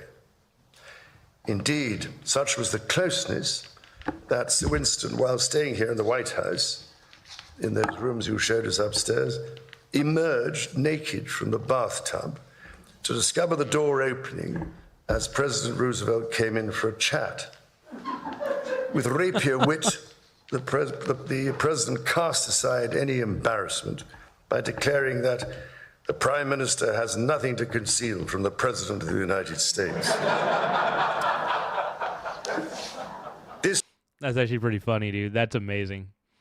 That is amazing. Holy crap, bro. This warmth came after testing times between our leaders in the early 1940s. The kinship and friendship of many centuries provided great reassurance to my late grandfather, King George VI, as it did to my late mother. It means every bit as much to me. Of course, my late mother met no fewer than 13 serving presidents, thankfully all of them fully clothed. The first president I had the honor of meeting at the age of 10 in 1959 when he came to Balmoral was President Eisenhower, who had served as Supreme President Eisenhower. Holy crap, brother. Yeah. King Charles has been around for a long time. I often forget about that, man. This guy has been around for a while. Commander of the Allied Expeditionary Forces during World War II at a most critical time. It's interesting to hear all this history. You know what I mean? Him talking about the battle, and I wouldn't say battles, but the events that have taken place throughout history that he's referring to. It's amazing. It really is amazing. I love it. In the darkest days of the 20th century, American leadership helped rebuild a shattered continent, playing a decisive role as a defender of freedom in Europe. We and I shall never forget that, not least as freedom is again under attack. If you guys think that, by the way, if you guys think that the ballroom is necessary after what happened recently at the White House Correspondents' Dinner, if you guys believe a ballroom is necessary, double tap your screen to like the stream. Once again, if you guys believe a ballroom is ultimately necessary, double tap your screen to like the stream if you guys believe the ballroom is needed. And soon and fast. We need the ballroom, bro. The White House ballroom needs to happen. Double tap your screen if you guys believe that the White House ballroom needs to be alive and running. Let the construction happen. Let that construction happen, bro. Also, subscribe to the channel if you guys can. The more subscribers we get, the better. But yeah, subscribe to the channel. Double tap the screen to like the stream. Whatever you guys could do, it does help in a lot of ways. We are a smaller channel, so the more likes and the more subscribes we get, it does go a long way. Like I said, we're a smaller channel. We're trying to get bigger, and more likes, the better. So I appreciate each and every one of you guys for being so kind. Following Russia's invasion of Ukraine. Today, our partnerships in NATO and AUKUS deepen our technological and military cooperation and ensure that together we can meet the challenges of an increasingly complex and contested world. And speaking of submarine alliances, there was one particular AUKUS predecessor launched from a UK shipyard in 1944 that served for the majority of her life attached to the 4th Submarine Squadron in Australia, playing a critical role during the war in the Pacific. Her name? HMS Trump. So to HMS Trump. Really? tonight, Mr. President, I am delighted to present to you, as a personal gift, the original bell which hung on the conning tower of your valiant namesake. May it stand as a testimony to our nation's shared history and shining future. And should you ever need to get hold of us, well, just give us a ring. That's crazy. So the Trump, the Trump ship from 1949, I think. That's crazy. So Britain had a ship, the HSS Trump or something, or that's amazing, dude. This is amazing. I love it, bro. I love it. Oh, I love it. For 250 years, the ingenuity. Hey, thank you so much. Let's give a shout out to our boy, user OV80R. Thank you so much for the gold coin for 10 jewels. I really greatly appreciate it, my brony. I'm going to put your name back up on the board. Thank you so much for the gold coin gift. I will treasure it and hold it virtually in the sweet metaverse.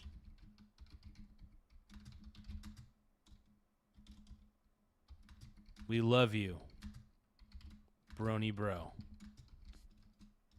But yeah, thank you for that gift, though. User OV80R. I appreciate the gold coin for 10 jewels, though. It really does help out quite a bit. So, hey, if you guys want to send a gift, we appreciate any kind of gift, really. We're not picky. If you guys want to send us a happy poop yum yum, you could send us a happy poop yum yum. You could send us a disco ball.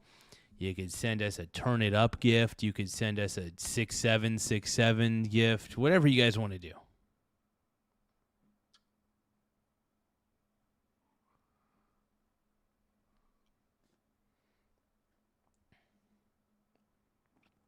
Nah, dude, Dan, my political takes are rock hard.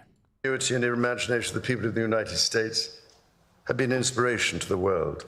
This land of opportunity has nourished some of humanity's greatest minds, from the industrial age to the space age. So many miracles of the modern world have been and still are invented in America.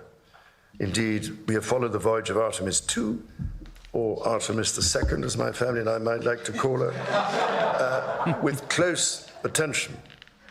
Now, I know you have big plans for the moon, Mr. President, but I've actually checked the papers, and I rather suspect it is already part of the Commonwealth, I'm afraid. Ladies and gentlemen, on this week's visit, I look forward to meeting the people and communities of this dynamic country, including celebrating some of the work of my King's Trust, which it has been doing in these communities, helping give young people a chance to succeed across America in this year when we mark 50 years of the Trust. Can you believe it? Hell yeah. Every year, millions of Britons journey to this remarkable country to experience its glorious national parks, soaring mountains and ancient forests. From the peaks of the Pacific Northwest to the rugged shores of the Atlantic, from the vast expanses of the West to the sweeping prairies and canyons, the natural beauty of this land is found in every corner. Hell yeah. And in sport, in just a few weeks, the United States and Canada will be among those to welcome the world as hosts of the FIFA World Cup. So in one sense, Mr. President, as heads of state, we are joint hosts. We call this game, by the way, football, Mr. President. And I can only say, as the head of state of 5 competing countries, I will be watching the matches closely and with great enthusiasm. After all, we always like favorable odds. So this city, Washington, D.C., is the home of more Shakespeare folios than anywhere in the world. 82 copies are carefully preserved and shared at the Folger Library. And at this time, when the search for peace in the world is more critical than ever, I can only turn to Shakespeare's genius to remind us of the plea for peace spoken by the Duke of Burgundy at the conclusion of Henry V. My speech entreats that I may know why gentle peace should not bless us with her former qualities.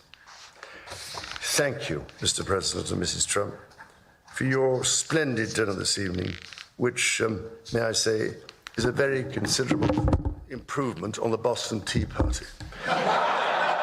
So, whether your cup contains tea, wine, Scotch whiskey, bourbon, or even cola, let us raise our glasses and voices as we toast the past, the present, and the future. Toast the past, the present, and the future. No, King Charles did a pretty good speech right there, man. That was an incredible speech. Trump did a great speech. King Charles did a great speech. It was amazing, dude.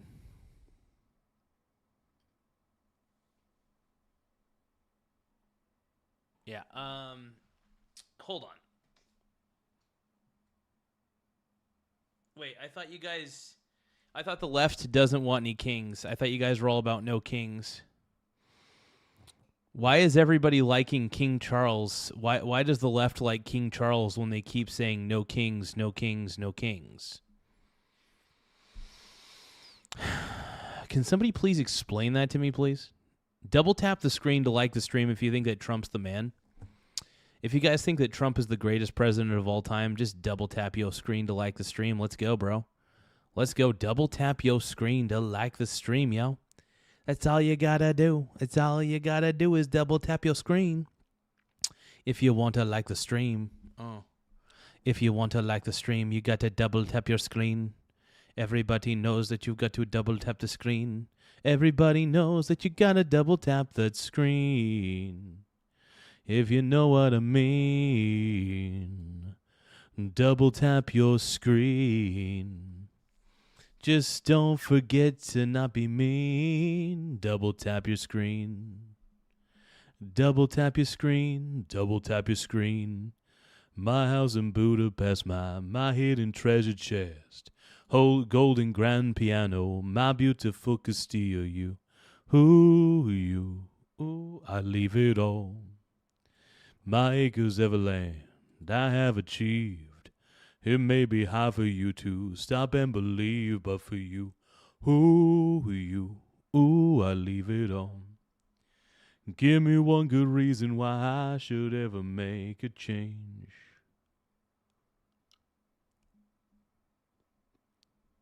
Baby, if you hold me, then all of this will go away.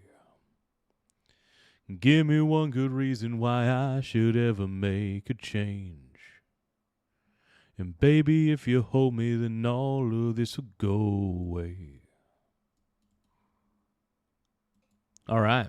Future, thank you, of our two proud and allied nations. To the United States and the United Kingdom, God bless both our countries.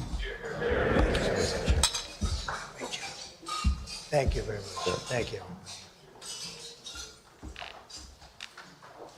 As you great job. That's so beautiful.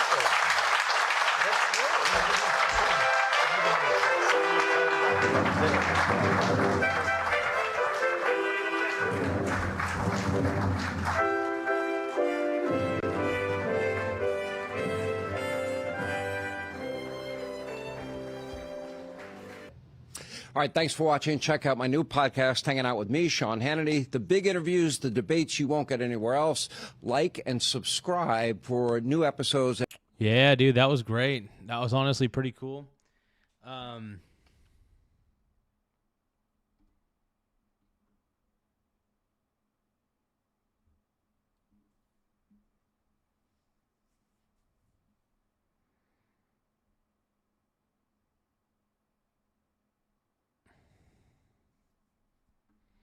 Uh-oh, we got more leftists. Gutfeld says this was cringe. I don't know. Hold on.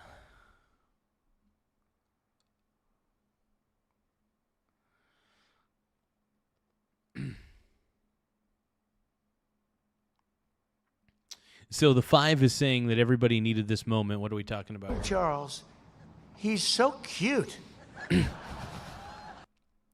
Oh my God. Hold on. Did I hear that right? I always say that Donald Trump is so cute. I'm always like, Donald Trump is so cute. But did he just say that did he say that King Charles is cute? Charles, he's so cute. My mother. What a stud, dude. God, that's so sexy. That's so sexy. My mother had a crush on Charles. Can you believe? Oh, his mother. Okay, his mother had a crush on King Charles. That's hilarious, man. That is too funny. All our mothers had a crush on Charles. Let's just keep it real. Who knew? President Trump revealing that his mom King Charles is a sexy beast, bro. Sexy beast. Had the hots for the king back in the day. As 47 rolled out the red carpet for King Charles and Queen Camilla, Trump giving them a proper royal reception that included a tea party, one of my favorite things, and a look at the new White House beehive, a hobby of the king and queen. Of course, Trump just had to create another iconic photo. Here he is holding a bee in the palm of his hand. King Charles. What a stud, dude. Trump is holding a bee in the palm of his hand. Amazing. It's because the bee's like, hell yeah, bro. You my home dog.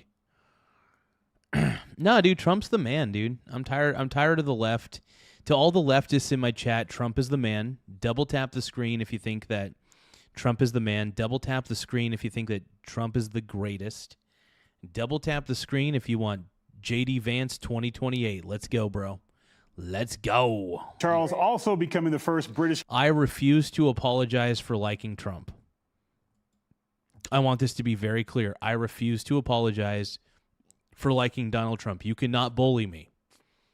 You cannot bully me into not liking him, okay? I like what I like. I like what I like. I like who I like. Trump's the man, bro. King to address Congress, and it looks like the Democrats finally found a king they could stand for, Jessica.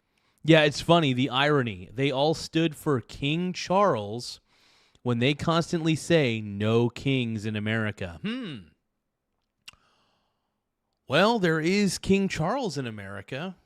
As always, the Democrats are major hypocrites, and everybody's a hypocrite in some way, shape, or form. But it just seems like the Democrats are constantly being hypocritical about every single little thing. Whatever our differences, whatever disagreements we may have, we stand united in our commitment to uphold democracy. This is a city which symbolizes a period in our shared history, or what Charles Dickens... Yeah, I mean, I'm just not a big fan of British royalty in general, Annie. I mean, like, if you... I don't know. I just don't understand. I don't understand the obsessing over the king and queen of England and stuff, and people obsessing over, like, the princes and stuff. Yeah, that's it. I don't know. I guess I just don't understand at the end of the day. I'm just like, it's above me, I guess. Annie, thank you for the happy poop yum yum. Annie's comboing a bunch of happy poops together. Thank you so much. I appreciate the happy poop yum yum. Happy poop yum yum. Happy poop, happy poop, happy poop yum yum. might have called A Tale of Two Georges. The first president, George Washington, and my 5 times great-grandfather, King George III. Rest assured, ladies and gentlemen, I am not here as part of some cunning rearguard action. How nice was that, Dana? Oh, so I love nice. them. First of all, can I just say, I would do anything to watch you eat one of those little sandwiches. Yeah, me too. How many of those little sandwiches could you eat? Well, in one bite. Depends on the protein value, but I'd say, I don't know, how much do you weigh, Brian? 170. About 170 pounds worth. Little sandwiches. Brian Kilmeade, dude. I love Brian Kilmeade. He's sexy. He's another beautiful man, dude. I love, by the way, I love all these people, but my boy Tyrus. I love Tyrus the most, dude. Tyrus is a total stud. If there's anybody who can fill in for Greg Gutfeld, it is my boy Tyrus. Tyrus is sexy. I love Tyrus, man. Dude, Tyrus is the man, dude. I think it was a great day for everybody. I think everybody needed. If you guys can, though, don't forget to double tap your screen to like the stream. One more time, double tap your screen to like the stream. And then Annie says, as long as King Charles minds his own business when it comes to Canada, you're good. Okay. But yeah, you guys, double tap the screen to like the stream. We are a smaller channel. We're trying to get to 200 likes as soon as we can. So if you guys can, double tap the screen to help us get to 200 likes quickly. And we're seeing what we could do. We're seeing what we could do.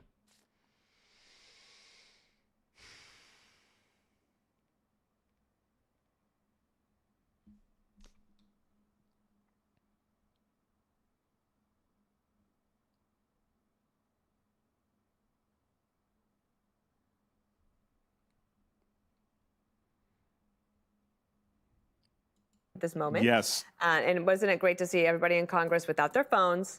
Nobody's yelling. Everybody's paying attention to a guy with a great accent who's telling them some jokes about the two Georges. And, you know, as Sherrod Small says, it's not funny if you don't know things. Right. I know who the two Georges are. And the importance of this also is not just that we have a special relationship together, but this special relationship has been the foundation and a rock for Western civilization for 250 years. Mm-hmm. And so I think that's important.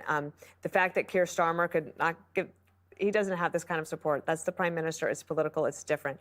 This is more like your cousin came to visit and they were welcome. And your cousin's a king, Jessica, which is, I think it was nice to hear, we haven't heard it in probably years and years, laughter. Yeah. There was, you know, nobody sat down. People clapped. Like it was an actual refreshing to see for a moment.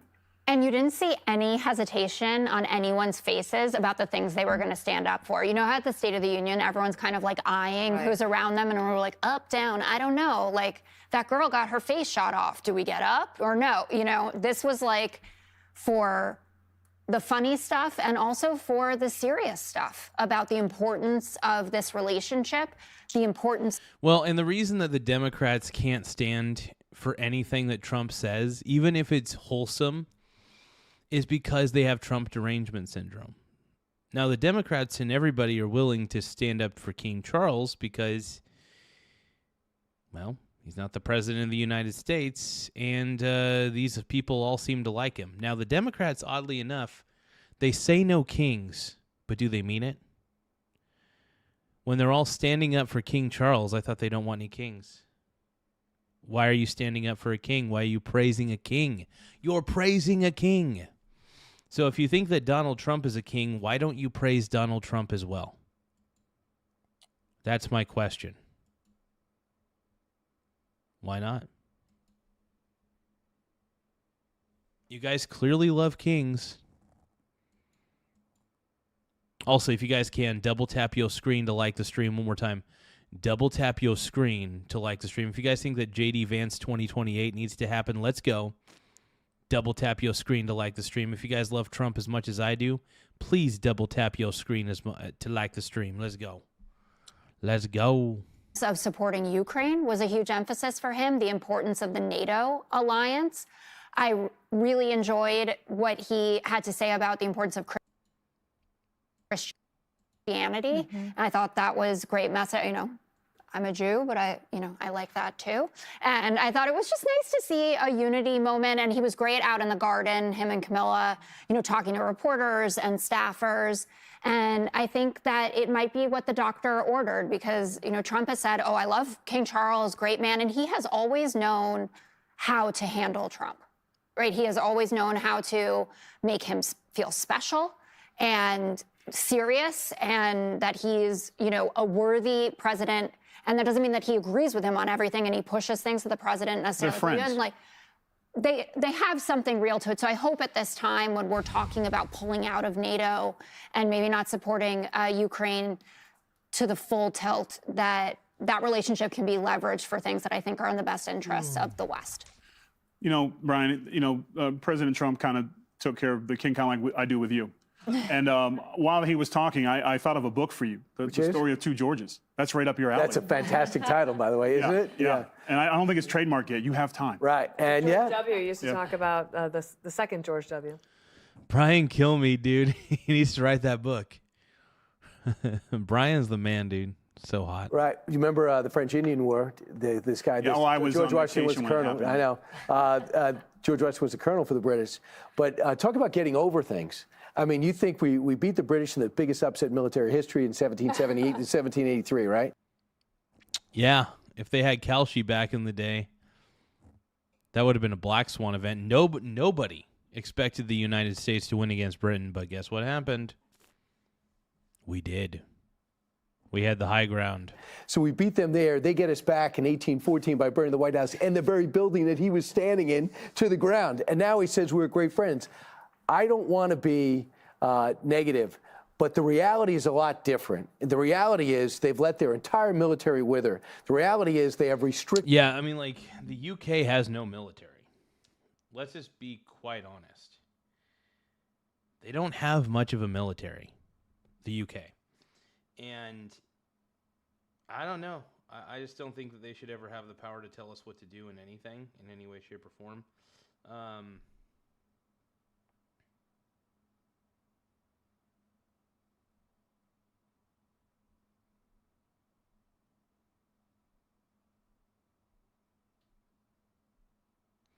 Give me just a moment, everybody.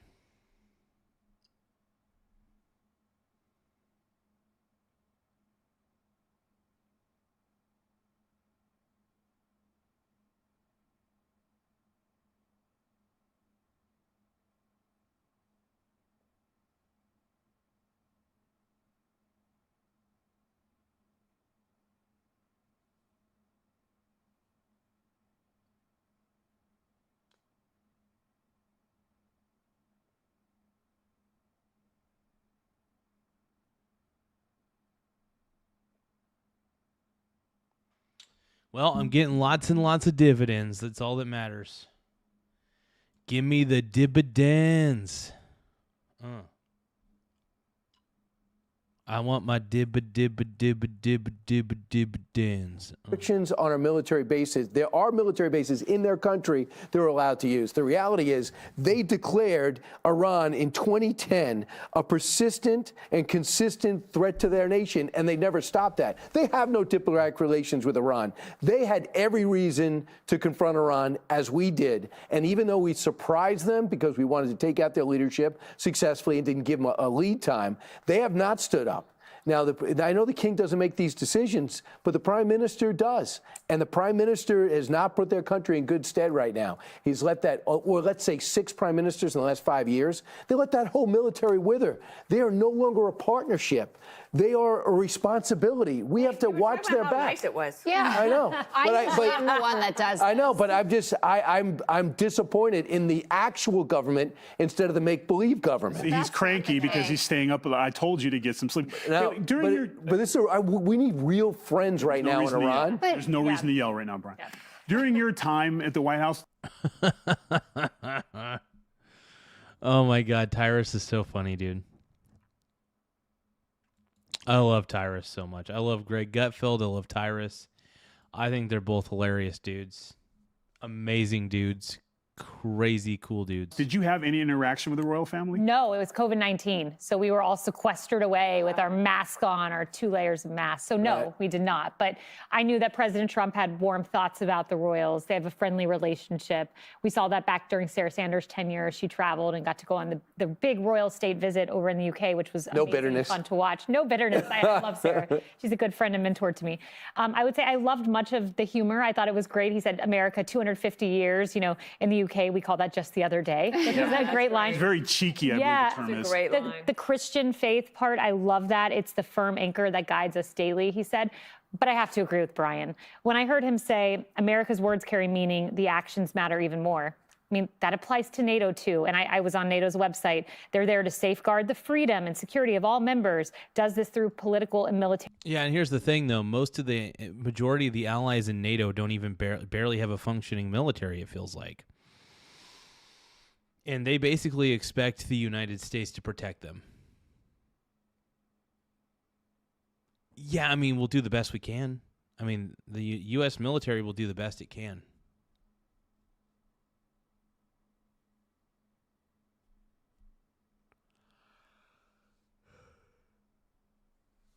I am a little tired at the moment, admittedly. Hold on.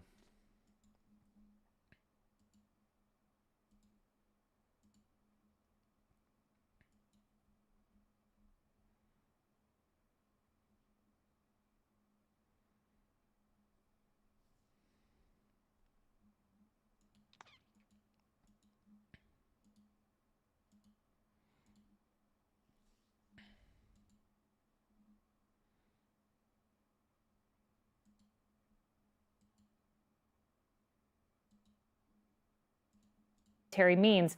Well, the greatest threat to the globe, I would argue, in addition to China, but is their proxy, and that is Iran, and it's religious fanatics getting nuclear weapons. That is a danger. And the fact that... Well, yeah, we don't want Iran to have a nuclear weapon. That's why we took out those nuclear facilities that they had. I mean, that was the best thing. That was the best decision that Trump made, That was one of the best decisions that Trump could have made. Yeah. Straight up. So, yeah. Trump lives rent-free in woke people's minds, man. Donald Trump lives rent-free in woke people's minds. Just saying. I think you guys know that I'm right, man. You know it. I know it. You say those words on NATO's website and you don't follow through with action. I do think it's problematic. It's not the place of, the king to get in this debate back and forth. He's advocating for his country. But on a political scale, very disappointing with the prime minister. Because the prime minister's staff, at least, inserted their points of view in the speech. I'm sure they met. Yeah. Thank you, Brian. Be sure to like and subscribe for all the Fox News latest on YouTube and catch full shows streaming.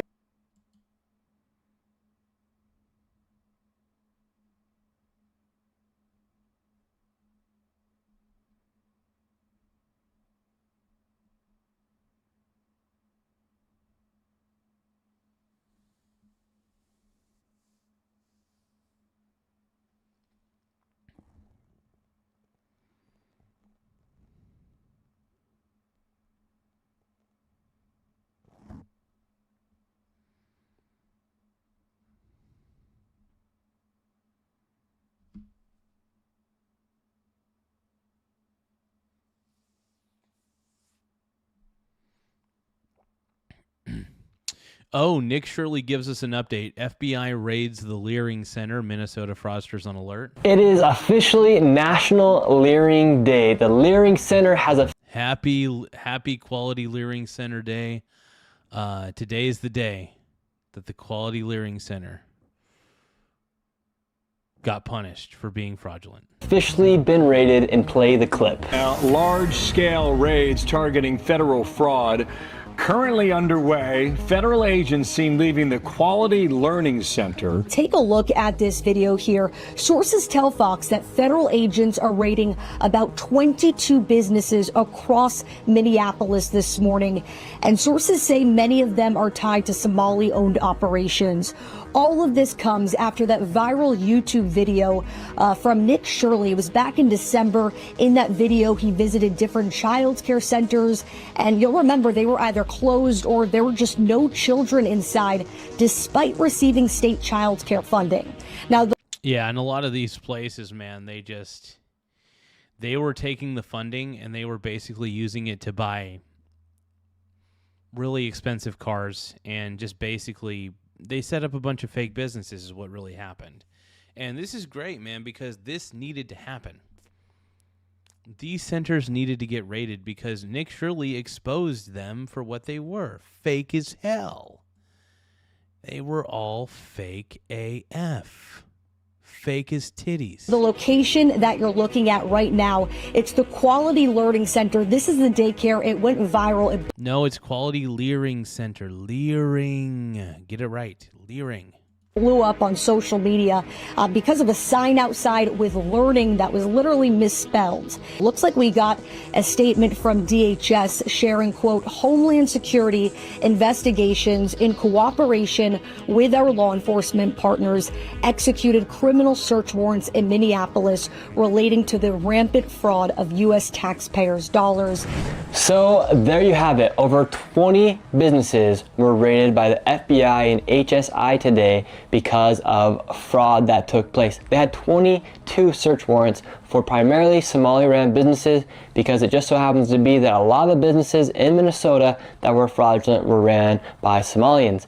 And now we're going to talk about these locations that were raided, but I do think it is super important. I'm very curious to see which ones which ones got raided. You know what I mean? Which one of these Leering centers got raided is the question, is the big question. It's the question of the hour. We'll see.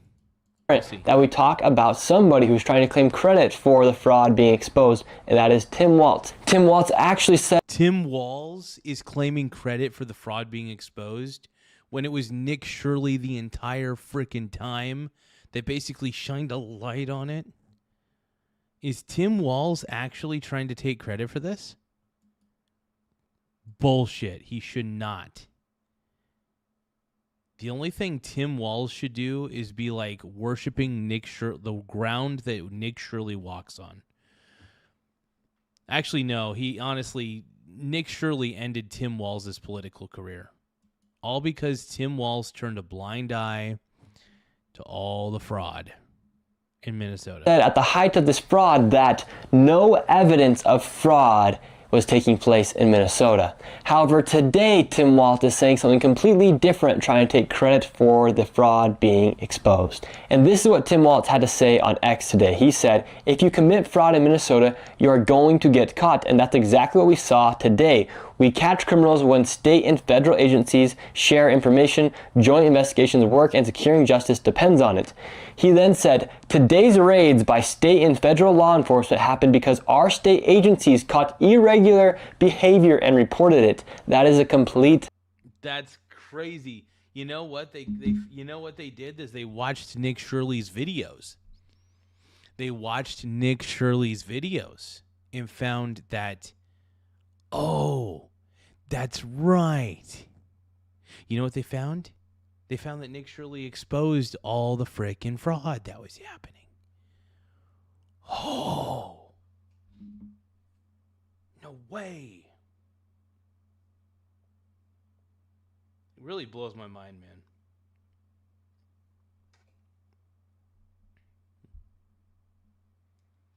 man. This really blows my mind, man. Blows my mind to the core, bro. Yeah, Tim Walz is a freaking tool, bro. Exactly. Tim Walz is the biggest douche. Total douche. Let's keep going. Lie. Then he says, that's how the system is supposed to work, and our agencies will keep at it as long as there are fraudsters around to put behind bars. Well, Tim, guess what? You had plenty of opportunities to send a lot of these fraudsters to jail already because it was clear as day what they were doing.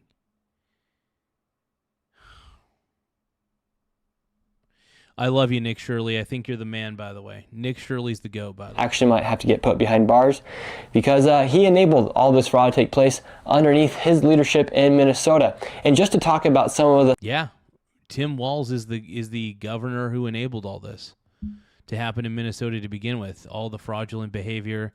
He turned a blind eye to it, essentially. And it's not right. That's not what should have happened. It's freaking insane.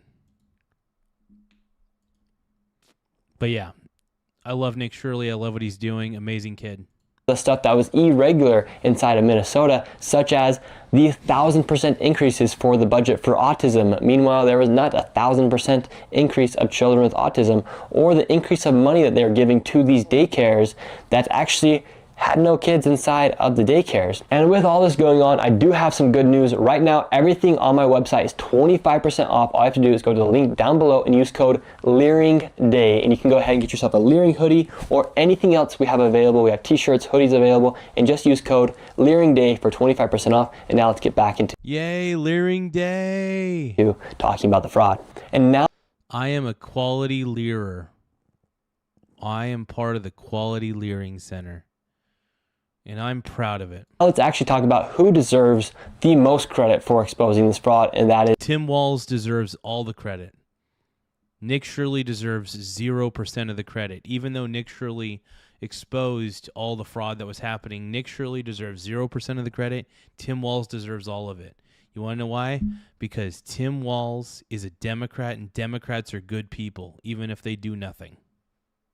Is David. Without David and his years... Dude, David is the real MVP, by the way. I love Nick Shirley, though. No, honestly, I give credit to both of these guys for exposing all the fraud in Minnesota. Nick Shirley helped. Nick Shirley was the reporter. David was the data guy. David had the data. David's data saved the day, and David's ability to research all this shit saved the day, dude. David noticed a pattern, and he acted upon the pattern, and he whistle blew on the pattern. And everybody tries to treat David like he's an evil person. David is just a guy who wanted to expose the fraud. That's all.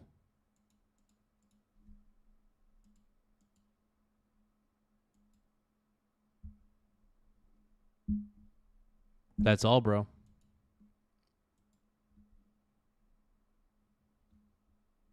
And years of investigating this fraud and then seeking to get that public information about the money that was being spent on these daycares. None of this would have happened, and me and David proved that teamwork really does make the dream work, as our video amassed over 4 billion views in just 1 week after we exposed the rampant fraud that took place inside of Minnesota. And now let's talk about the raids that took place with locations like the Quality Leering Center and a few of the other locations as well. So first off, the Quality... They see me leering, they hating, patrolling, they're always trying to catch me leering, dirty, trying to catch me leering dirty. They're always catching me leering. Leering Center. The Quality Leering Center received $1.9 million. When I went and exposed it on the first time, it was December 16th, and there was absolutely no cars and no children out midday on a weekday. And then I exposed it, and instead of people going and exposing more of the fraud and investigating the fraud, they actually investigated me for exposing that fraud. You had politicians like Tim Walz saying that there's no evidence of fraud. Ilhan Omar went completely silent when it turns out that Ilhan Omar actually has ties with the building of Quality Leering Center. There's a restaurant attached to that building, and Ilhan Omar is friends with that owner of that restaurant. Meanwhile, the manager owner of the Quality Learning Center, is partying with Mayor Frey, and Mayor Frey... Yeah, so basically Mayor Jacob Frey allowed all this garbage to happen. Jacob Frey is a total chud. He is just as guilty as Tim Walz, by the way. This guy right here is just as guilty as frickin' Tim Walz. And we all know it. Allegedly. Tim Walz needs to be put on trial for allowing all that fraud to take place. And the only reason there are FBI raids on those facilities is because of Nick Shirley. Nick Shirley exposed and rightfully exposed the fraud. And congratulations to Nick Shirley, man. Big Dick Nick. I love Nick Shirley. I think he's great. You know, it's so crazy that a virgin Mormon YouTuber single-handedly took down the Walz administration. It needed to happen, man. It needed to happen. If you guys can, don't forget to tap the subscribe button in the upper right-hand corner. We're currently sitting at 10,350 subscribers. Once again, we're at 10,350 subs. So please feel free to subscribe to the channel. So I'm going to keep this particular short stream kind of short tonight. I'm not going to lie. I'm a little bit tired. I'm going to record a few short videos, and then I'm going to get to bed.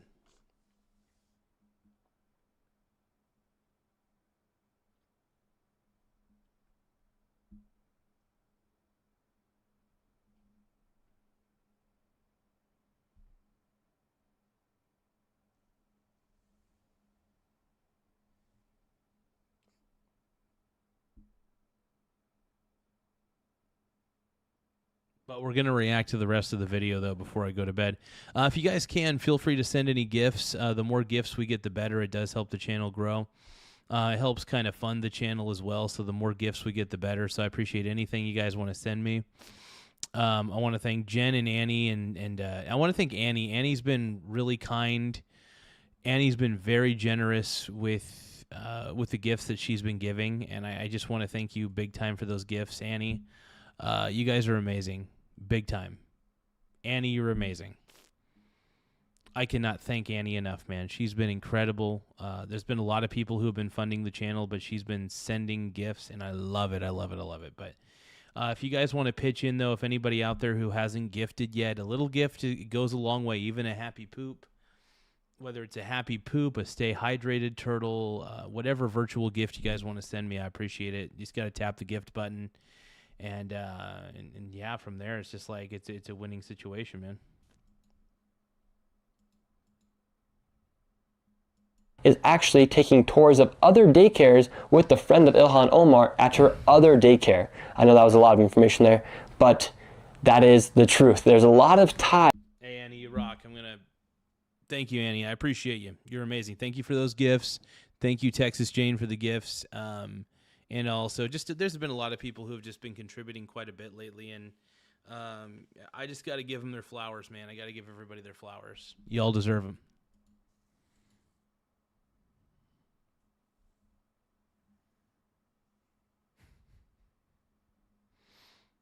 Thank you, E.T. I appreciate it, brother. That's too funny, man. Give it up for E.T., everybody. Funniest man in the room. E.T. is so generous, he wants to give me his paycheck. I love you, E.T. You're the man. I hope if you want to ever send me virtual gifts, bro, I will always accept them. Taking place in corruption going around with these daycare and the fraud that took place. That's how intertwined the web actually is. You have politicians, friends with the fraudsters, and just a whole lot of fraud. And so the Quality Learning Center was then exposed. The owner or manager of Quality Learning Center said that Nick Shirley is a liar, and they started shuffling children into the daycare. However, at the same time, the commissioner of children was saying that I just love that Nick Shirley's got 1.83 million subscribers. The man deserves it, dude. The man deserves all the money in the world for exposing all the fraud. He has saved the taxpayers of Minnesota and people who pay federal taxes as well. He has saved them a lot of money ultimately. So Nick Shirley, man, we love you. We want to thank you for everything you've done, man. You're incredible. The daycare was closed a week before he actually started shuffling those children into the daycare. And my video had been filmed 2 weeks before all of that, just going furthermore to show how much fraud was taking place. And then on top of that, you had other locations in the original videos that were exposed and also rated today. Let's take one for example. We have the Mako and Mini Childcare. This location received more than $5 million. It was 2 daycares operating inside the same building, and today that location was rated. When I originally went to that location, it said open 7 a.m. to 10 p.m. However, there was actually never any children there, and it was not even open during their operating hours because it was fraudulent. And all the windows were black. Nick Shirley's right, brother. Hey, man, when Nick Shirley's right, Nick Shirley's right, and everybody's pissed. Everybody's pissed that he's, Crucible is asking, have you heard anything more about the ban Nick Shirley bill? So, yeah, I don't know much about it, but actually, let's look it up, man. Let me see if they actually passed it. I'm looking it up real quick. Ban Nick Shirley bill. Ban Nick Shirley. Blisswood bill.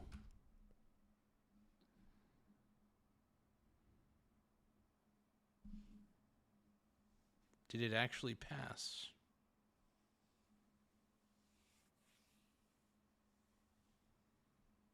Here's the thing, though. The Stop Nick Shirley Act is actually unconstitutional because there is such a thing as freedom of the press. And even one person, if they consider themselves a journalist, they're part of the press. You can't restrict somebody's freedom of speech and freedom of press. He has every right to do his journalistic duty. If he is a citizen journalist, he's a citizen journalist, and there's nothing you can do about it. He doesn't need a degree. He doesn't need anything. Nick Shirley has every right through freedom of press and freedom of speech to investigate anything he wants and ask any questions he needs to. If he wants to do investigative journalism, it's his choice, and you shouldn't throw him in jail for that. If you cut out a man's tongue, you're just afraid of what they're going to say. That's all. It's the only reason you're cutting out the man's tongue.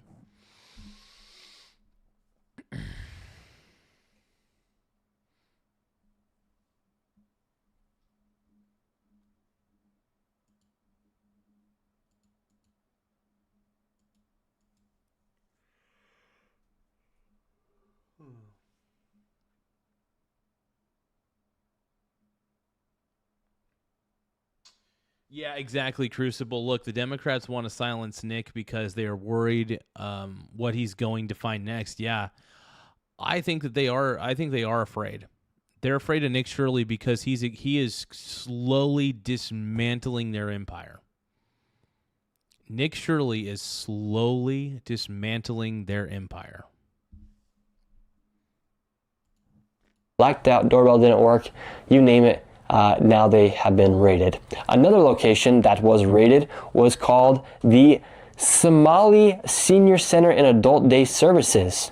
I went and investigated a non-emergency medical transportation company that was just right next door to this, and in my video you'll see that we spotted out the Somali Senior Center and Adult Day Services. There were about 5 other daycares and adult daycares and non-emergency medical transportation companies right next to this building. They have now been raided. Another location that got raided was a daycare right next to the non-emergency medical transportation company that we exposed for not even existing, where I was then pushed out by a mob of Somalians for investigating the fraud that was taking place. Yeah, they were pissed because they're like, oh, that Nick Shirley guy, he's basically revealing all of our crap. There's a whole lot more fraud than just that daycare inside that location. However, the daycare there did also get raided. And it wasn't just the daycares and adult daycares that they raided. They also allegedly raided some autism centers as well. For instance, in my original video, we located and visited a location that had received over $3.6 million.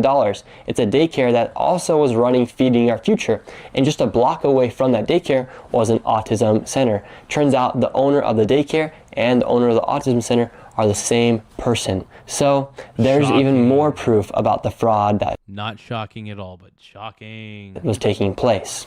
Now, what I find super interesting about these raids taking place is for months and months you had people defending the fraud that was taking place. In fact, I even had to testify in front of Congress about the fraud that was taking place, and hardly any Democrats even showed up to the hearing, and when it was their turn to ask me a question, none of them asked me a single question. That proved to me that the fraud was so deep that they were too afraid to even ask me a question about the fraud that was taking place in Minnesota. In fact, instead of asking me, they asked the person next to me, who was on the side of the Democrats in that case, about the fraud that I exposed. He said that I was not credible enough to be exposing this fraud.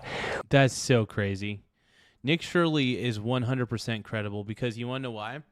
Nick Shirley actually, you know, the funny thing about this is Nick Shirley performed more journalistic acts than anybody in the mainstream media.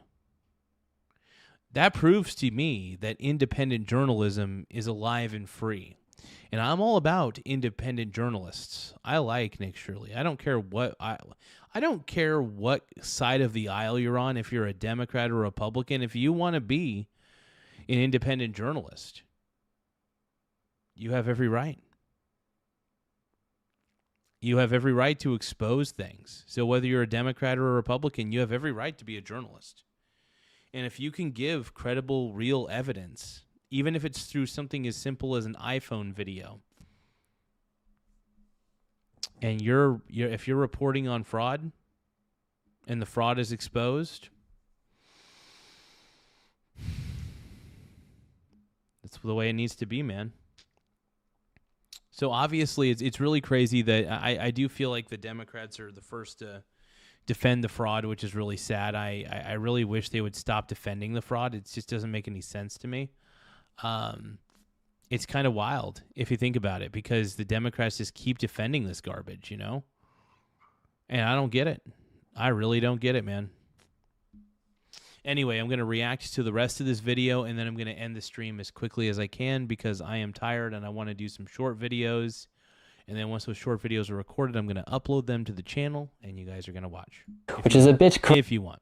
Crazy now that we see everything that is transpiring. Ilhan Omar, her net worth went from $30 million to less than $100,000 now, and she has not said a word about the fraud being exposed, because it has openly taken place underneath her district and underneath her peers inside of Minnesota. Therefore, she has been completely silent about the fraud. And right now, I do think this is a pivotal point for our country to go after all of the fraudsters, and not only go after the fraudsters, but what it is doing is it is putting the fraudsters on high alert. In all 50 states, you have people defrauding the government from these programs underneath welfare that are completely and utterly just defrauding people. So now all these other fraudsters are going to be on high alert now, because they do not want to get raided next, which is awesome, because hopefully that will be another way where we can root out all the fraud by making people too afraid to commit the fraud if they know that the feds are actually looking into it. Because for so long, nobody was looking into this fraud, and that's why it's able to take place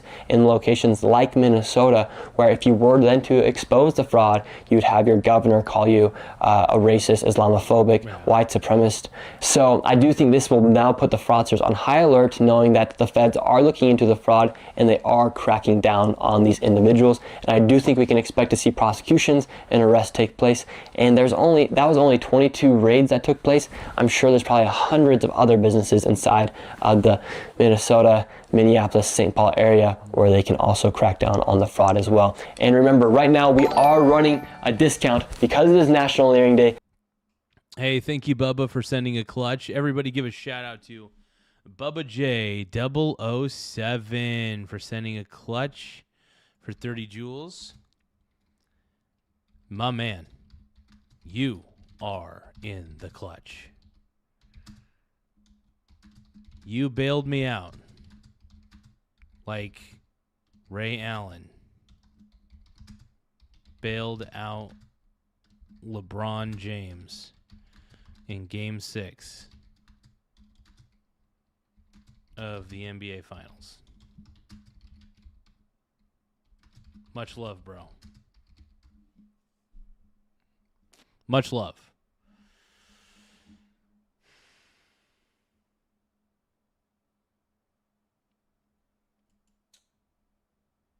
Yeah, so the reason, by the way, Truest Blue, one of the reasons, I just want to let you know, the reason I vote Republican is because they do support my interests. Do you not understand that? Republicans support my interest. Truest Blue. That is one of the reasons why I voted for Donald Trump, because he spoke my language. He wanted to close off the border. I wanted that. He wanted to go after the fraud. I wanted that. He wanted to go after illegal immigration. I wanted that. I wanted all of it. He even talked about on his campaign trail tariffs. He talked about tariffs. That was something I wanted too. So Truest Blue, for you to say that there are people that are so stupid that they keep voting against their own interests, I think the same way for anybody who votes Democrat. I think if you're voting for Democrats, I mean, you're voting for people who like socialism and communism, man. It's crazy. It's wild to me. And I feel like if you're voting for that, you're voting for socialism and communism. You know what I mean? That's the way I see it, bro. Call a spade a spade. Call a spade, bro. Call it like I see it, bro. Bruh. But yeah, no, that's how I see it exactly. 100%. Everything on the website is 25% off. Just use code LeeringDay and go to the site and get 25% off. And now, thank you all so much for watching this video. We're going to get back to the normal programming very soon. Believe it or not, we even do. I love Big Dick Nick Shirley, dude. Nick Shirley's the man, dude. Honestly, he's one of my favorite guys on YouTube. All the fraud that he's called out, all the fraud he's exposed has been honestly extremely eye-opening and beautiful. But yeah. Anyway, you guys, so we're going to end the stream in 10 seconds. But before I end the stream, I just ask if you guys want to become a channel member, it's only 99 cents a month. If you guys want to send us any gifts, simply tap the gift button and send us whatever gifts you can. The more gifts we get, the better. It really does help the channel. At least it helps fund some of the equipment for the channel. So if I ever need to get like an additional microphone, or an additional, I should say, like a new microphone or a new camera, maybe new lighting system, a new monitor. Hey, thank you so much, Annie. Have a good night, all right? I appreciate you coming in and watching the stream. Hopefully I was able to entertain you. Trying to entertain, you know, there's going to be some people who really, really, really hate my show. But I'm glad I got people like Annie. I'm glad I got people like E.T., I got Frog Eat Frog, and I hope he's doing okay. Everybody prayers for Frog Eat Frog. A tree went and basically split through his house. It's fucking crazy. I hope he's doing okay. We're all rooting for Frog Eat Frog on this one, man. But yeah, if Frog Eat Frog ends up doing a GoFundMe account, I definitely want to try to contribute. And another thing I want to do is if Frog Eat Frog has a GoFundMe, I definitely want to share the GoFundMe with all you guys, so that way you guys can help our boy Frog Eat Frog, because he's an incredible human being. I love this guy. Thank you, Annie, for the clapping seal for 250 joules. I greatly appreciate it. Really, really, really mean that. Thank you. And also, Ty Lord, I love you too. I love you too, bro. I'm trying to name everybody. I love you, Tyler. Don't get jealous, bro. Don't get jealous. I just gave a love to the clapping seal. Thank you, Annie. I appreciate you. But huge shout out, though. Huge shout out to Bubba J. Thank you, Bubba J, for the clutch for 30 joules, and thank you for the 100 for the 2 joules. Once again, Annie, thank you for the clapping seal for 250 joules. No, but any gifts you guys send out. Okay, now here, have a good night, Annie. Yeah, I know, Tyler. I didn't mean to forget you, bro. I'm just too tired. I'm thinking in the short term. I was thinking about like who's been here for like the last 5 minutes. Then I didn't realize that you're watching right now, Tyler. I didn't realize it. I love you though. I do love you. I love you in that baby oil, bro. I love you in that baby oil. All right. All right, Tyler, Danny. If I forget anybody, by the way, anytime I forget anybody, it's not. There's always too many people to name. But Ty Lord is the man, though. And also my boy Nate Dogg, if you're here, I got to give you a love, dude. I got to give you some love, bro. Big shout out to my boy Nate Dogg. All right, so Ty Lord. Also, another reason that I need gifts is because I have a feeling that Ty Lord has been stealing my baby oil supply. And in order for me to replenish my baby oil supply, I mean, gifts definitely help. So any virtual gifts you guys want to send, I'm pretty sure my baby oil's still there, but you never know. I never know I never know what's going on in Ty Lord's mind when it comes to my baby oil stash. So if you guys send gifts, it would allow me to purchase more baby oil pretty seamlessly if, in the worst case scenario, Ty Lord decides to get into my baby oil stash again. Maybe he will, maybe he won't. I don't know. Ty Lord, I'm keeping my eye on you, bro. I'm keeping my eye on you. I know your tricks. I know your tricks. But anyway, I love you guys. Have a good night. Hey, Elite Bloodline says I changed. Oh, No Kings 4.0 May 1st. Oh, my God. No Kangs, dude. No Kangs.